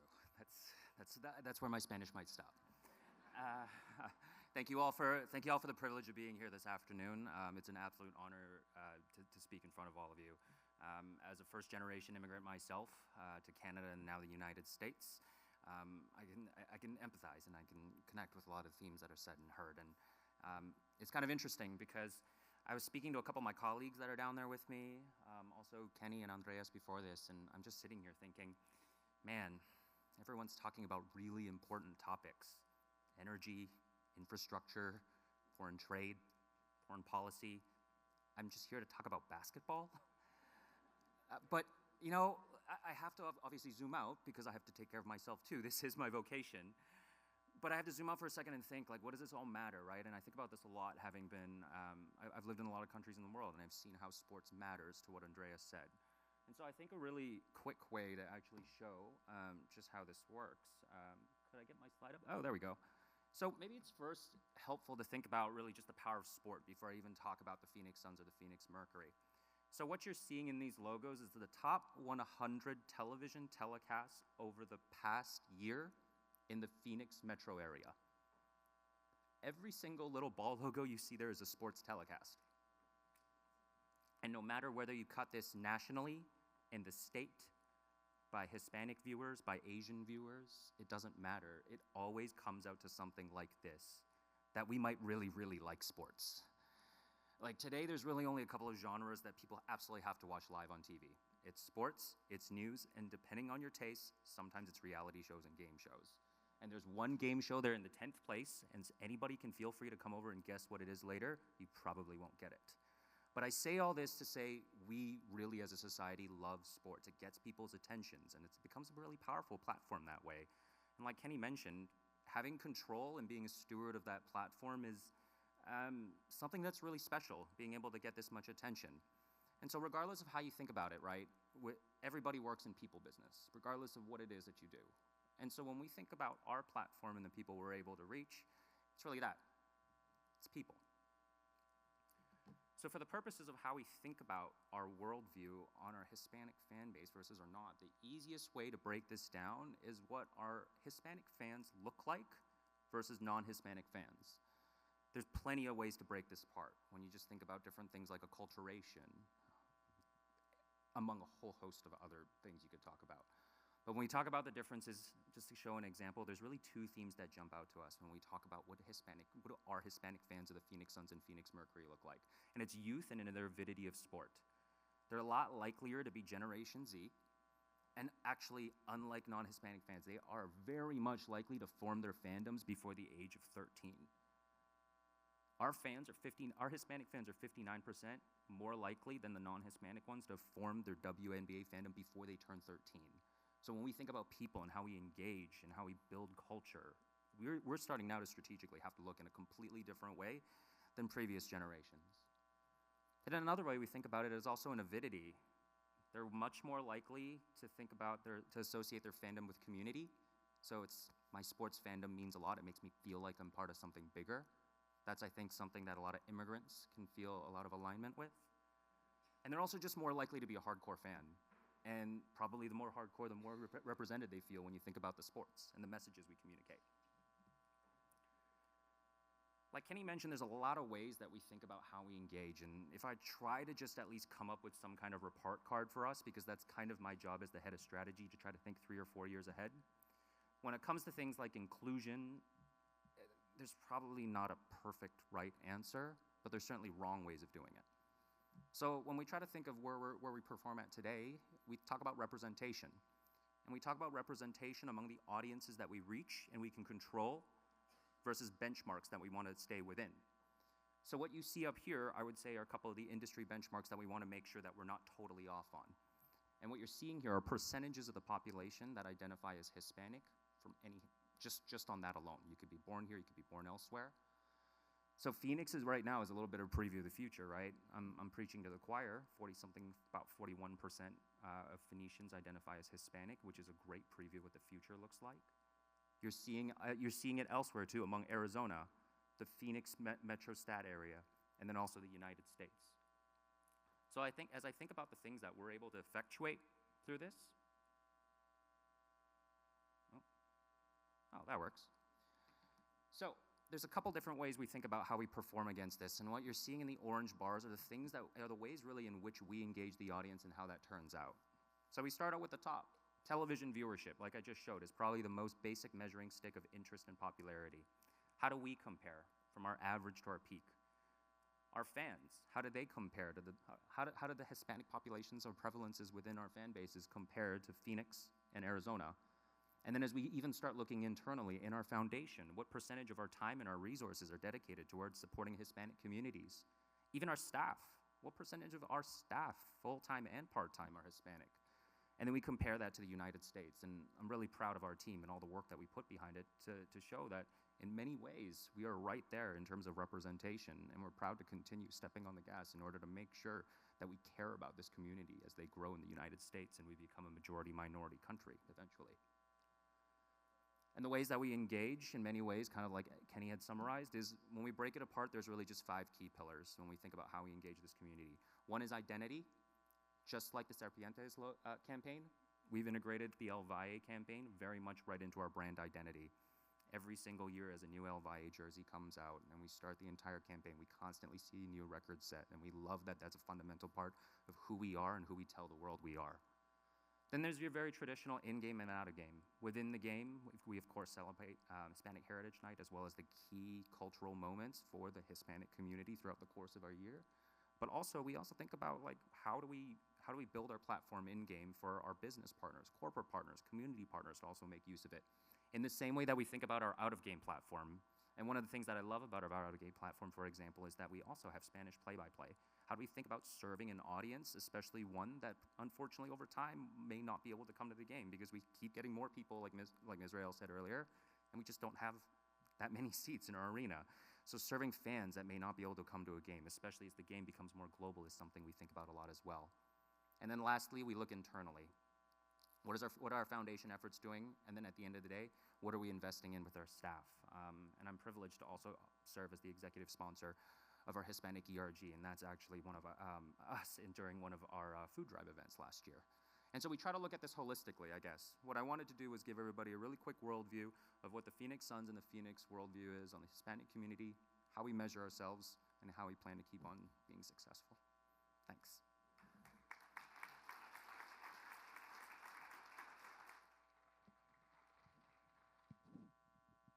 Thank you. Is this on? Yeah. That was really great. Really appreciate it.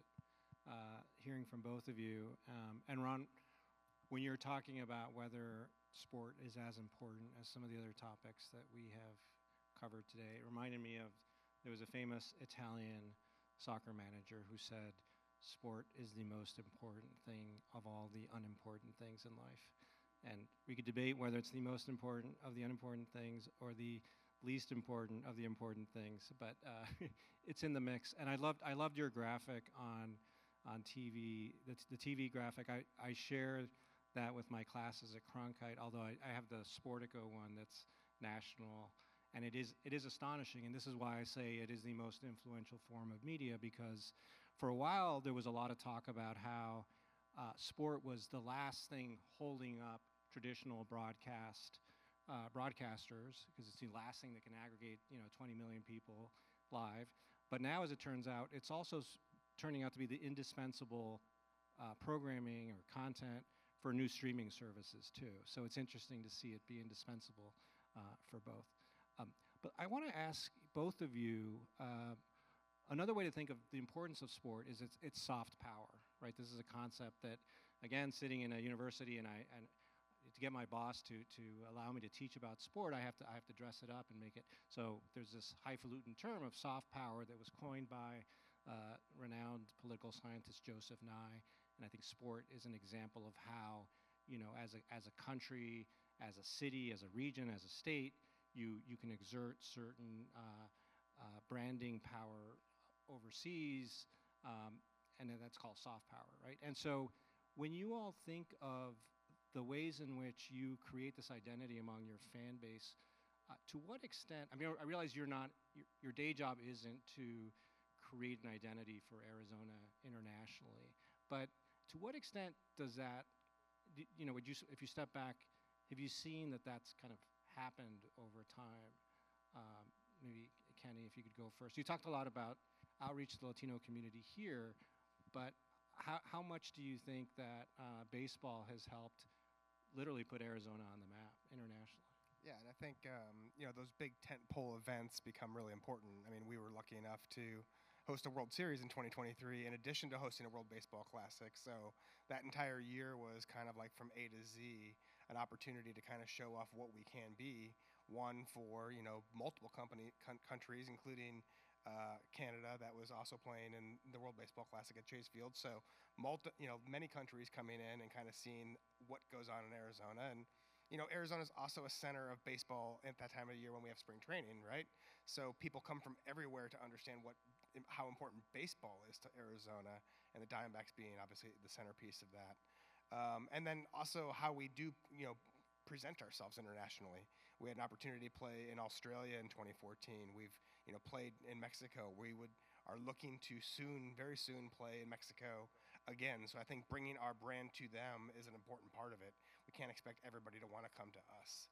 When we talk about culture and you talk about sports, I think you get a lot of the same words. It's about tradition and family and togetherness. And so I think when we can kind of show that we have that, and it's a place to come celebrate either your own culture or to make memories as a family, I think that really starts to then become more sticky in terms of the tradition and how that brand continues to show up over time. Yeah, and it's also definitely something that we see as a university, right? I mean, we all, I think you were mentioning when we were talking earlier, Ron, that the sport is sort of the front porch for universities, so not just cities and states, and in some cases, nations. And I know the Big 12 in the collegiate space is also very interested in playing more games in Mexico, and there are discussions about an ASU baseball game in Mexico. A few years ago, I was involved in helping to bring our women's soccer team to Monterrey pre-pandemic, and that was an amazing experience. But Ron, sort of the same general question for you, for starters. Yeah, I think it's weird. I think it's like the most direct, indirect influence you could have.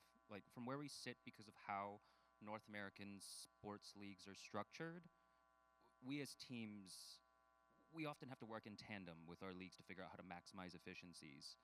And I think we're arriving at an era now. I mean, think about all the sports fans amongst all of us here. Think about all the North American leagues that are now going and playing internationally. I mean, in the NFL, in the span of the next 4 or 5 years, is probably going to be playing a game every week somewhere. But then you also think about all the other sports that are coming into the country. Think about the amount of European football teams that are touring here. I think Club America is coming up for the first time in like 6 years or something like that sometime next year. And so the leagues even themselves are realizing that they're really very much in diminishing returns of growing their fan bases and now are starting to look elsewhere. So then from where I think Kenny and I sit as really shiny brands that capture people's attention, when we get those opportunities, we have to seize them. And those opportunities are usually determined by, in part, type of players that you have on your roster. So for us in the NBA, we're deeply, deeply fortunate to have Devin Booker with his heritage and how much he loves leaning into it, for us to lean on that. But then the NBA, like you mentioned it earlier, by nature is the most global North American league and the second most popular sport worldwide after football. So what do we do with that? And so in many ways, even though the power we get is inherited and indirect, it's powerful.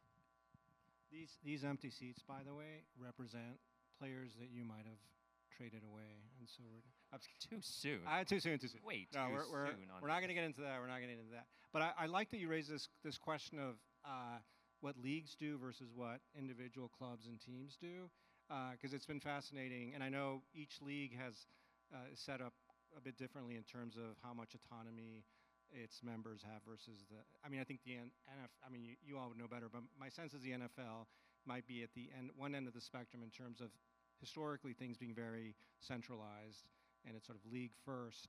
But one of the things that's been really interesting in the NFL's case that you mentioned is a few years back, the NFL does not allow individual teams to market themselves outside of their home market, right? But the globalization, exporting the game overseas was such a priority for the league office that they said, well, when it comes to other countries, we'd love to see what individual teams can go out and do. So they created the system where they were going to have these international home markets. So, you can pick a country NFL team and you can treat that as an extension of your home market. Everybody wanted Mexico because Mexico is so popular. And they've changed the name of the program a couple times. I can't keep track. But essentially, like the Arizona Cardinals are one of 10 NFL franchises that have this right to market themselves in Mexico. They can't do it in LA or Denver. That's the league, but they can do these marketing deals, not media, but they can do other marketing deals in Mexico. So it's been interesting to see them relax that in the interest of, more efforts, the merrier. Like you said, they're piggybacking onto the success that the NFL's had in Mexico. They're entering new markets like Brazil and Germany. And when you talk to people in the NFL league office, they really talk about trying to replicate the success that they had in Mexico. The folks that they have sent to Brazil to coordinate what the NFL is doing there came from the Mexico City office, and they played their first game there last year, and they're going to do it again opening weekend this year. But I'm curious, when it comes to NBA and Major League Baseball, how much do you all have more latitude than our NFL friends might have, the Cardinal friends, in terms of coming up with your own international strategies? Or is this also something that's fairly, that is strongly coordinated at the league-wide office level? Yeah, in baseball, it's a pretty rapidly changing landscape. I think when our franchise came into existence 27, 28 years ago, it was definitely more of the Wild West, and we were able to take advantage of that, and we were able to pretty much do whatever we want and go play, for example, in Hermosillo whenever we felt like. As the league has stepped up to be more formalized in terms of their view of international, both in Mexico, obviously in Asia as well, specifically has been extremely strong for baseball. As well as in the Caribbean, has been very strong for baseball, where a lot of the players, are coming from. That's been no doubt great for all of us and the league, but it's been a little more restrictive as a team in terms of when and how we get to participate and play in international games. We would go play in Mexico every year if we could. That's not the opportunity we're really given today. So we have to compete now with other teams that also have an appetite to want to engage. And, here locally, teams like the Dodgers, the Padres, and Baja, Arizona, and then the teams in Texas as well, all are very focused on what's going on in Mexico. From a corporate side and from an activation and from a marketing side, we still have a lot of leeway. So that's how we also can form our relationship with the Naranjeros in Hermosillo, our relationship with the Mexican Pacific League across all of Mexico. And that's also become a model where some other teams have thought, hey, that's a great idea. We should bring the Mexican Pacific League to our games. So they're now expanding their reach as they come into the U.S. So a little bit of give and take within that. I think we still have to think about what's important to us and how we want to drive our strategy, and then be a voice of how we want to continue to show up and bring that into activation. Just to sort of like flesh this out a little bit more with like a hypothetical. If I own a chain of grocery stores across northern Mexico, and I want to make a deal with you to be the official Diamondback grocery store in Mexico, is that something that you and I could talk later, or do I have to go to the league office? No, we could do that. So they've given us some latitude to create corporate partnerships with, specific companies in Mexico that would be specifically like international based, to be outside of our territory. But if I start up a streaming service in Mexico and want rights to Diamondback games, that's a different conversation. Completely different story. Well, unfortunately, I don't own a chain of grocery stores in Mexico, but when I do, I'll circle back. Yeah, Ron.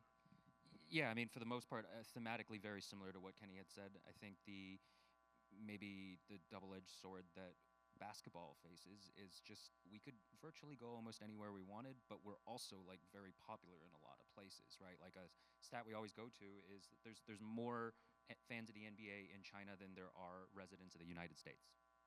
Like, think about that for a second, right? So when we think about what opportunities we try to look at, a lot of it is not really that different than a multinational corporation thinking about its expansion strategy.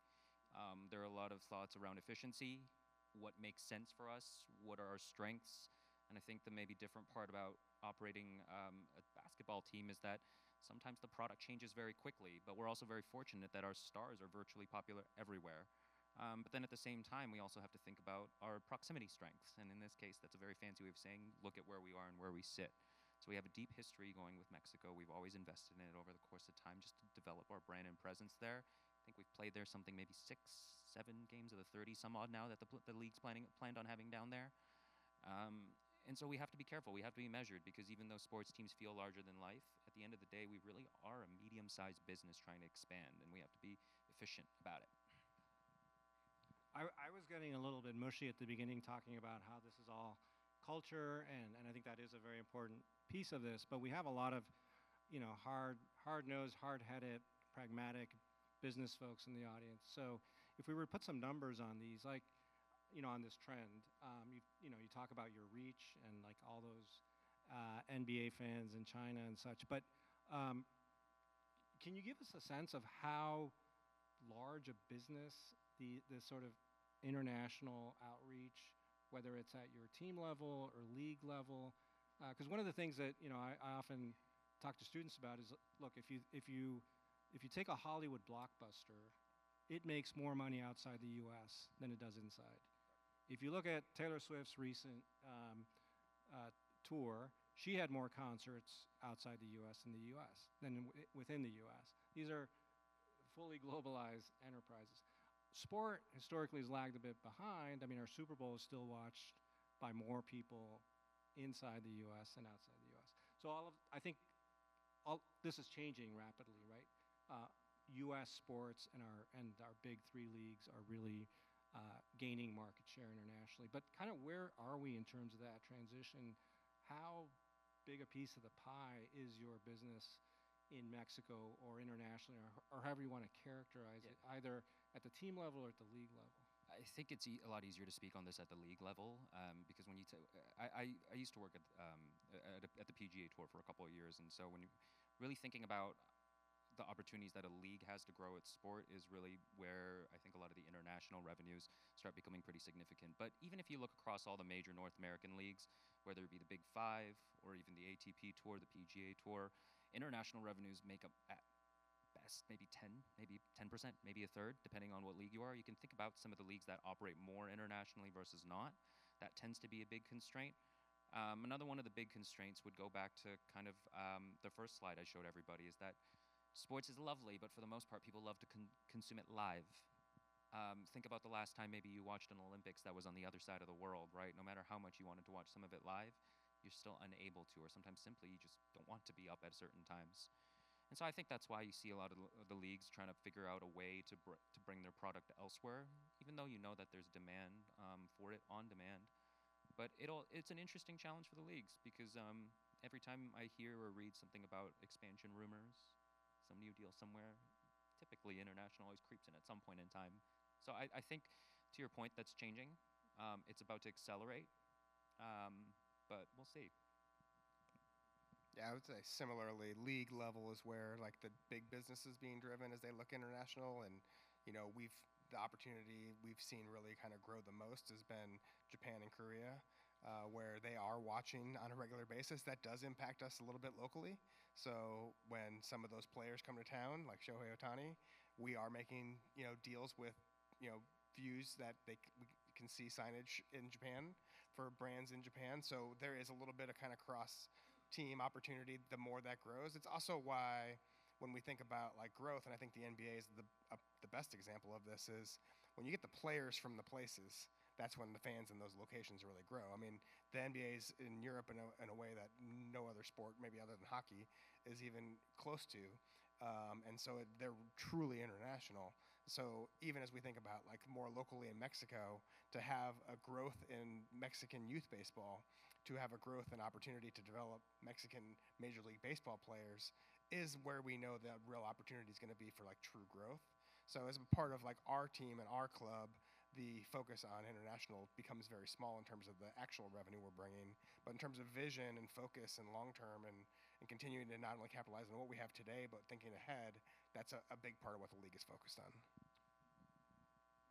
There are a couple of things I want to follow up on about, but I'll start with what you mentioned about scouting for talent and the marketing significance when you do have a star from like what we're seeing with the Dodgers. And I mean, I remember for some book research I was doing, spending time in Wolverhampton in the middle of England, and which overnight became one of the most followed sports teams in Mexico when they signed Raúl Jiménez playing in this Premier League team.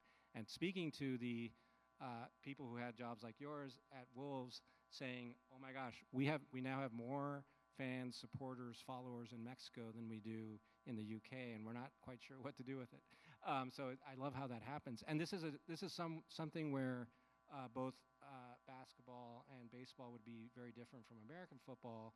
I mean, the NFL is a pretty closed system where maybe this will change, but historically their talent is developed by us, right? Like it's easier in the sense that they just need to, watch a lot of college football to know who to draft.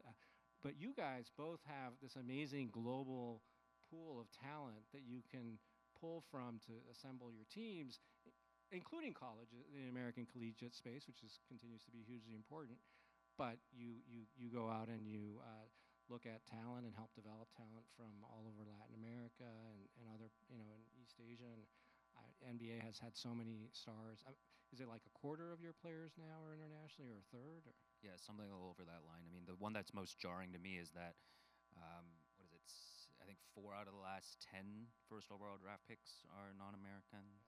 I think about the last MVP. There hasn't actually been a naturally born American MVP in I think something like 7 years now. So we're seeing a lot of growth everywhere. It's interesting because you look over at what I loosely call older world sports. That's just a fancy way of saying soccer. But here in North America, the way our leagues are structured out, we're not as in charge, or we don't own as much of the talent development pipeline. We pick it through a draft for the most part, but there isn't like some system here among our sports where we go pluck Lionel Messi like out of like Argentina. But baseball, a little more so, right? Very much so. With the Baseball academies. would be the strongest exception. How the NWSL now currently does their draft is a move towards that way. I don't think it's a bad or a good thing, but what you've noted here around seizing the opportunity when you have something relevant, and in this case, it's a player on the roster, is important. And the business side, more often than not, actually has to be more ready for it. Rarely does it go, you've just drafted Victor Wembanyama, now let's go do something in But France. is this something that you guys are intentional about, where you might sit in meetings and be like, well, it would be great to have a star from Brazil because, and you tell the sports guys to go out and find a star from that country, or I wish. does it not work that way? I wish that the impact on the basketball operations side is often drastically overstated. But yeah, you do your best and you plan for it. And I think, one of the adages of working in team sports is that you never really depend on the performance of your team. You take that as a bonus and the gravy on top when things are going really well, and you want to be ready to seize that opportunity. But when you depend on that, it's tough. And so, because it's a factor that's completely out of your control. So in the same way as who may or may not be on your roster, same thing, right? You have to be ready to prepare for it. But fundamentally, there are good business foundations and strategies for why we've chosen the places we go to, and you stick to those, and then as the variables come in, you're kind of just ready to follow and audible if you need to. Yeah, we play every day, so the odds are you're gonna come to a game and we'll win some and lose some, and so find a way to win even when you lose is a motto we have, just to ensure that we're focused on that fan experience and focus on what we can do to ensure that we have an engaging, entertaining place for people to want to choose to come spend their money. I think the other thing that baseball has as an opportunity, especially when we're talking about international travel, is that it's pretty consistent and we play like weekends, right? So we're home 2 weekends a month for 6 months. So if you're thinking about what do we want to do, you can kind of wrap that travel around a game, choose to come up to Arizona for a day or a weekend and choose a day at the D-backs, but that may not do other things as well. So all of that becomes important to how we try to like actually come to life, and would agree we have zero impact on how we actually choose the players. On this question of scouting talent, is your relationship with the Naranjeros partly that, or? It can a little bit more. Our hub is in the Dominican Republic, so we just opened a brand new center in Dominican Republic this year. It was a very forward-looking center that not only trains on baseball, but is also an education facility. Our owner, Ken Kendrick, is focused on making sure that the kids that come in there, which are very young, it's like a 14, 15, 16-year-old kids coming into the baseball academy that we have there, are being educated and get high school degrees, and try to build our brand in Latin America in that way, so that as we grow who we are and people entrust their kids and their development and the opportunities for growth, obviously they want to see through academy into the minor leagues, into the major leagues. Baseball can be a long path to the major leagues and that opportunity, but that also we're taking care of people the right way, creating the right community, and educating those kids along the way, so that we can continue to try to fill that pipeline with the right kids that can kind of make it all the way to the major leagues. One of the newish trends that is helping to accelerate the globalization of sport. I often say that we hear a lot about how globalization has slowed down or is being reversed, and I think sport didn't get that memo. And one of the ways that we see these trends accelerate is the creation of transnational sporting conglomerates, often invested across different sports. This was not a thing 30, 40 years ago. But so, for instance, you have Fenway Sports Group, who own the Boston Red Sox and have a vested interest in seeing baseball expand internationally. I'm sure they will continue to push hard on that. But at the same time, they now also have this international business, which is, what do you call it, the old world sport, or the, they own Liverpool in England, and likewise the Cronkies, who have the Rams and a lot of franchises in Colorado and different sports. They own the club that I root for in England, Arsenal. And so this has been a fascinating trend that's growing. And I'm wondering if your organizations are looking at having similar investments in clubs elsewhere in the world, maybe even in a different sport. I think aspirationally, it would be the vision for our organization to probably keep growing. Where and what, I think that's probably out of my sphere of influence. You're the strategy guy. Come on. I am. But but what you're saying is certainly something that interested me and a lot of our senior leadership to join the organization that we're here now, right? Like if you're around the Phoenix area, you've probably read a lot about what's happened with the Phoenix Suns and the Mercury over the course of the past couple of years. Can't help but see that it's pointed upwards. There is a lot of opportunity right now in the sports world, but to kind of what you had said, Andreas, around it's just a lot happening. So how do we figure out where we direct our arrows, right? The most recent one, we're talking about the Dodgers. The Dodgers now probably sit in one of the largest multi-sport portfolios in the world. With them, I think the Sparks, Cadillac F1, Chelsea, Andretti Motorsports. I think the jury's still out on whether this is healthy or not when you try to think about it, but at the end of the day, it's a proper diversified business, and I think in theory that there are a lot of good efficiencies to be had. When we think of ourselves and the platforms that we work for, I always think of the word platform as what myself and my colleagues represent. It just offers more opportunities for us to connect with communities, more opportunities for us to create jobs for people in places they love. More opportunities for our corporate partners to grow their businesses and actually reward their employee bases. That kind of thing is very exciting to me, whether it's international or not. Yeah, I would say similarly, I think there's aspirations to kind of continue to keep out what those opportunities would look like. Really, it's at the ownership level that those decisions are made, so I may not have the insight into exactly where those opportunities are, but we recognize that we have a skill set in trying to bring these events to life and try to grow within a sports industry, and we understand the landscape of media and corporate and tickets and fans. And so if we can kind of like translate that into the right location at the right time, I think it would definitely be something we would have some appetite for. Awesome. We'll keep an eye on that. I just want to close out with a final question and an invitation for any reflections on, we started off talking quite a bit about how you all help put Arizona on the map. You talk about cities or states that are major league and those that are not. You have branded us elsewhere in the U.S. and elsewhere in the world. But at the same time, you also help create a sense of social cohesion and identity for those of us who live in this community. I mean, if I go to a Diamondbacks game or a Suns game or a Mercury game, I have no idea the politics of people sitting next to me. We might come from completely different worlds, and there are few things like that in our society that continue to, where we can all share in a world where everybody, and also going back to the audience question, where everybody's sort of more and more segmented and siloed in their respective interest groups or whatnot. So sport is fantastic in that way too. And you've talked a little bit about your outreach to the Latino community, but just any final reflections on things that you have learned or have surprised you or you have found particularly moving in terms of your role in helping create a sense of community here?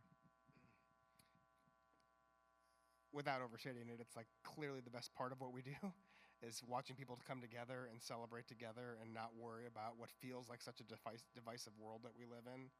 And so the platform we have, whether it's celebrating Pride Night tonight or celebrating Mexican heritage last month or celebrating Puerto Rican heritage or celebrating anything, it's a place to come together and celebrate and to enjoy and to share and to bring music and dance and culture and fun into people's lives. And so people can choose to consume which of those things that they want to and which are important to them and which aren't. But to be able to see that come to life in a platform where it just really is all about that togetherness, it is emotional to me. It is what really kind of binds it all together. And it is that tradition and the culture that we can kind of see enjoyed together at a ball game. Yeah, I feel like I always underestimate the power of sport and like what we do. I mean, to Kenny's point, it's cheesy, but our most important KPI is probably just happiness. And then when I think about underestimating the power of that intellectual property we have, I think historically, or maybe for a long time, we thought of ourselves as an events-based business that had a media component, and that's changed very quickly pretty recently, but then we'll keep accelerating towards being more IP-driven, more content. And so just like the power of like what these brands and these logos mean to the communities that love them is changing pretty fundamentally, not just from zip codes around where we play to different areas around the country to even different countries altogether. What that means for fans, but then also what that means for the opportunities we're able to facilitate for our partners, whether it be in different countries, in new kind of ways, new businesses altogether. I mean, you think about, actually, we talk about diversified business.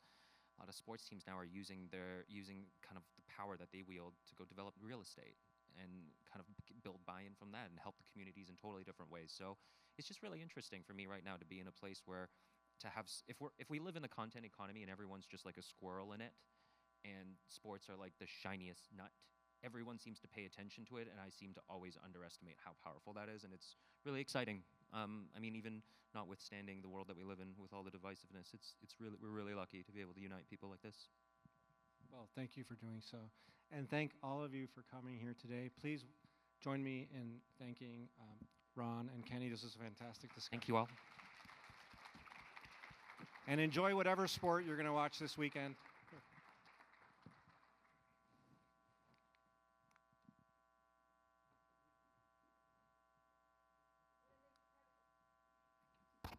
There we go.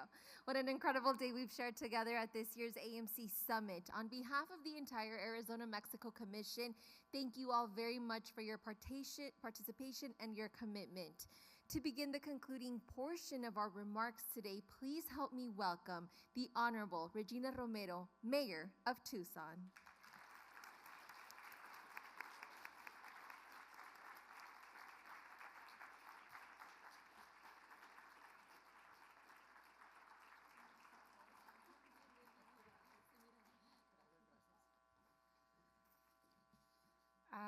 Muchísimas gracias. Thank you so much for being with us today. Buenas tardes, muchas gracias por estar con nosotros.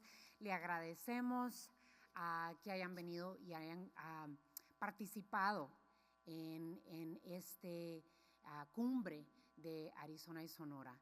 I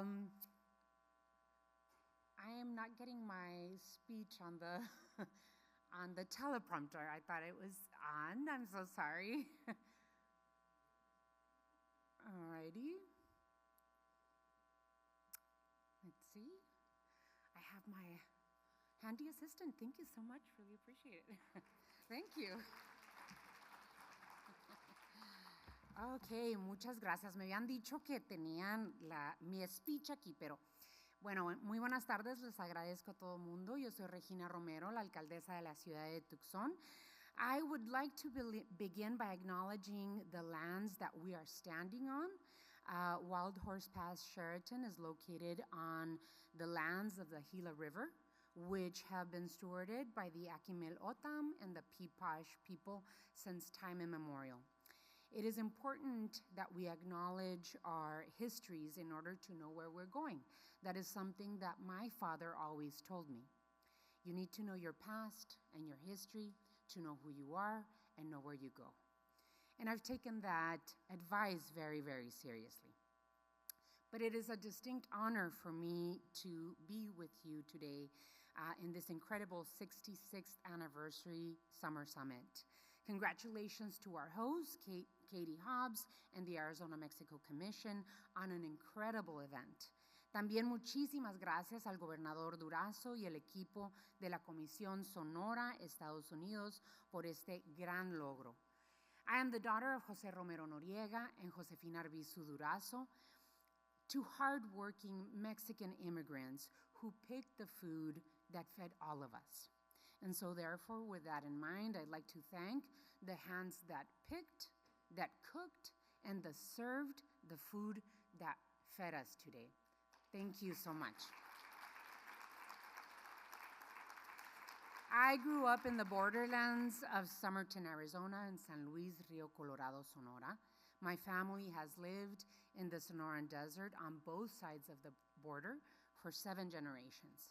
I am the mayor of Tucson, Arizona, a city that is geographically blessed, being the closest big city to the Mexican border.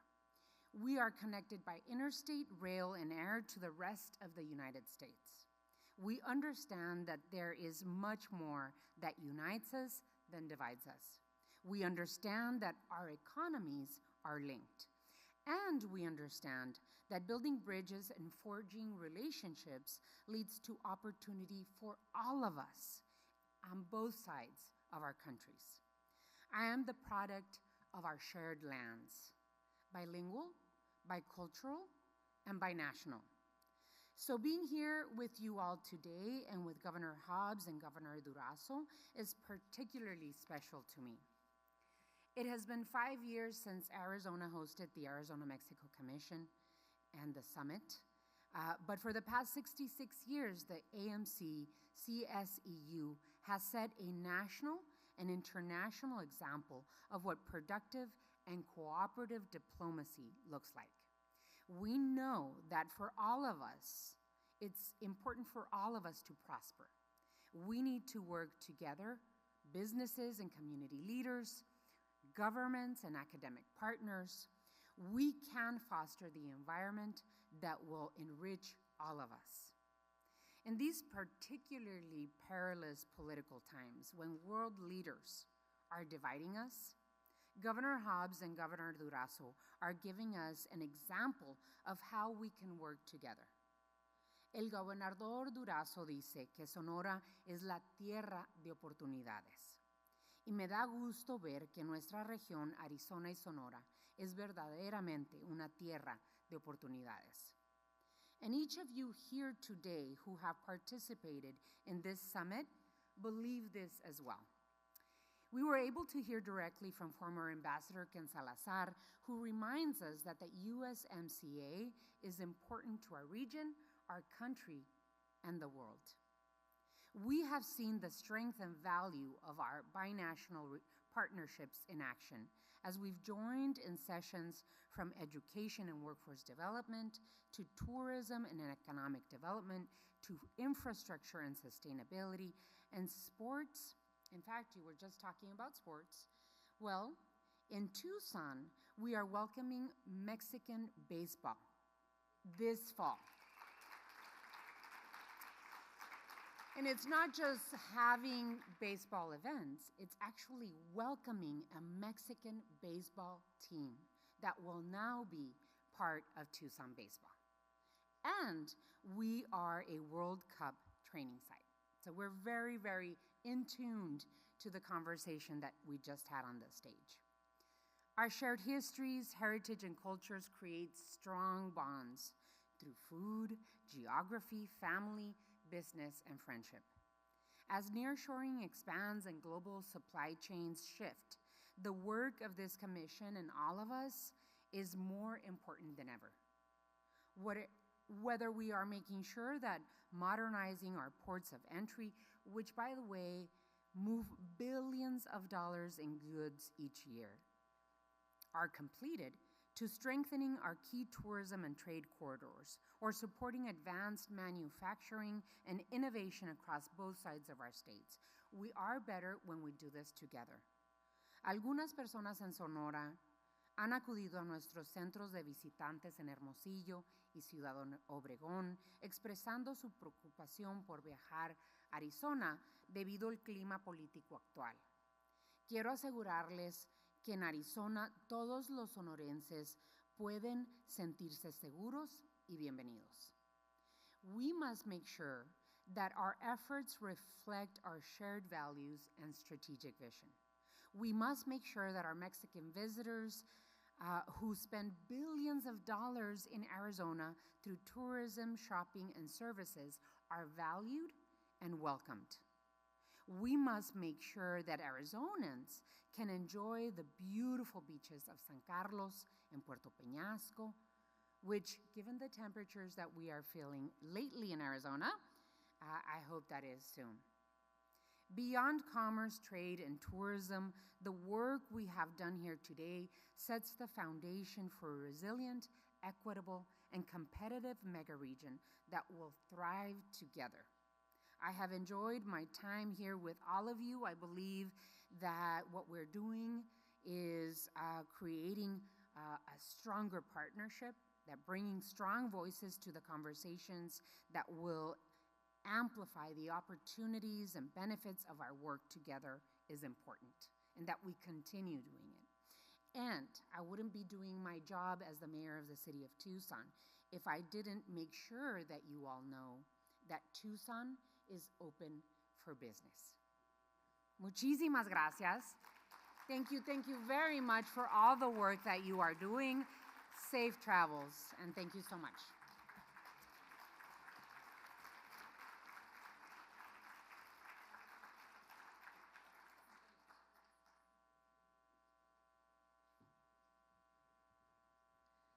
Thank you very much, Mayor Romero. Otro aplauso para ella.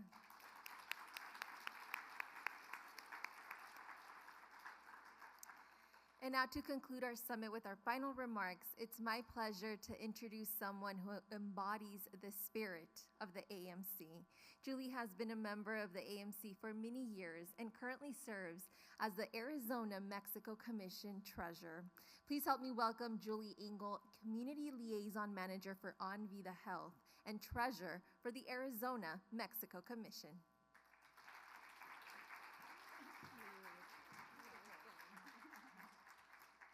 Can you all help me thank Veronica for her MC talent? I mean, what a talent she is. And happy birthday. Should we sing to you? Okay. Happy birthday. Well, this has been an exciting event, and it's so great that we're all back here together again, and that we are meeting on a regular basis now more than ever we need to. We have to be ready for the next version of the USMCA. These are the people that are going to make it happen. And it was shared earlier today that it is not only the data and the numbers that we need to present. We have to have the anecdotal stories to go with that. And the anecdotal stories were shared today. All these companies that sat up here and told how they work with no border at all. They pretend there isn't even a border. And so that is why it is so important that we're all here having these conversations so that we're prepared for when it starts to negotiate again. So on behalf of the Arizona-Mexico Commission, thank you all so much for being here. What an incredible gathering and what an incredible spirit. As she mentioned, I have been on this commission for many years, and it's exciting every time to meet with our colleagues, and it was so wonderful to see so many familiar faces again. So I'm very happy that we've started having these again, and I look forward to having many, many more as we go forward. Now, if you are new to the AMC or this is your first conference and are not yet a member, please seek one of us or just go online and become a member of the AMC. We need your voice, and the AMC can also benefit you. So we're strong, and we're only as strong as our members. So we really are grateful to all of you for that. Everything you've heard and seen today, the collaborations, the innovations, the ideas reflect our passion and dedication to our states and this binational region. We all care so deeply about, and that comes from my heart. And while this day has been inspiring, this is just the beginning. We have a lot of work to do. We'll have a lot of opportunities to continue these conversations. And so I look forward to seeing you all again and enjoy the rest. I am the only thing standing between you and the happy hour out in the hall. So I am not going to hold you any longer, but if you'll join me, I think we really should sing her happy birthday. Are you ready? 1, 2, 3. Happy birthday to you. Happy birthday to you. I'm losing my voice. Happy birthday, dear Veronica. Happy birthday to you. Thank you so much. And a big thank you to the team, the AMC and the Comisión from Mexico for all the hard work they put into this. So thank you all.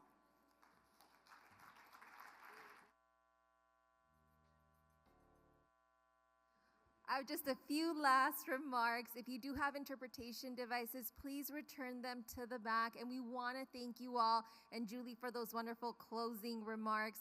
So please enjoy, and thank you so much for being a part of AMC's 66th Summit. Thank you so much.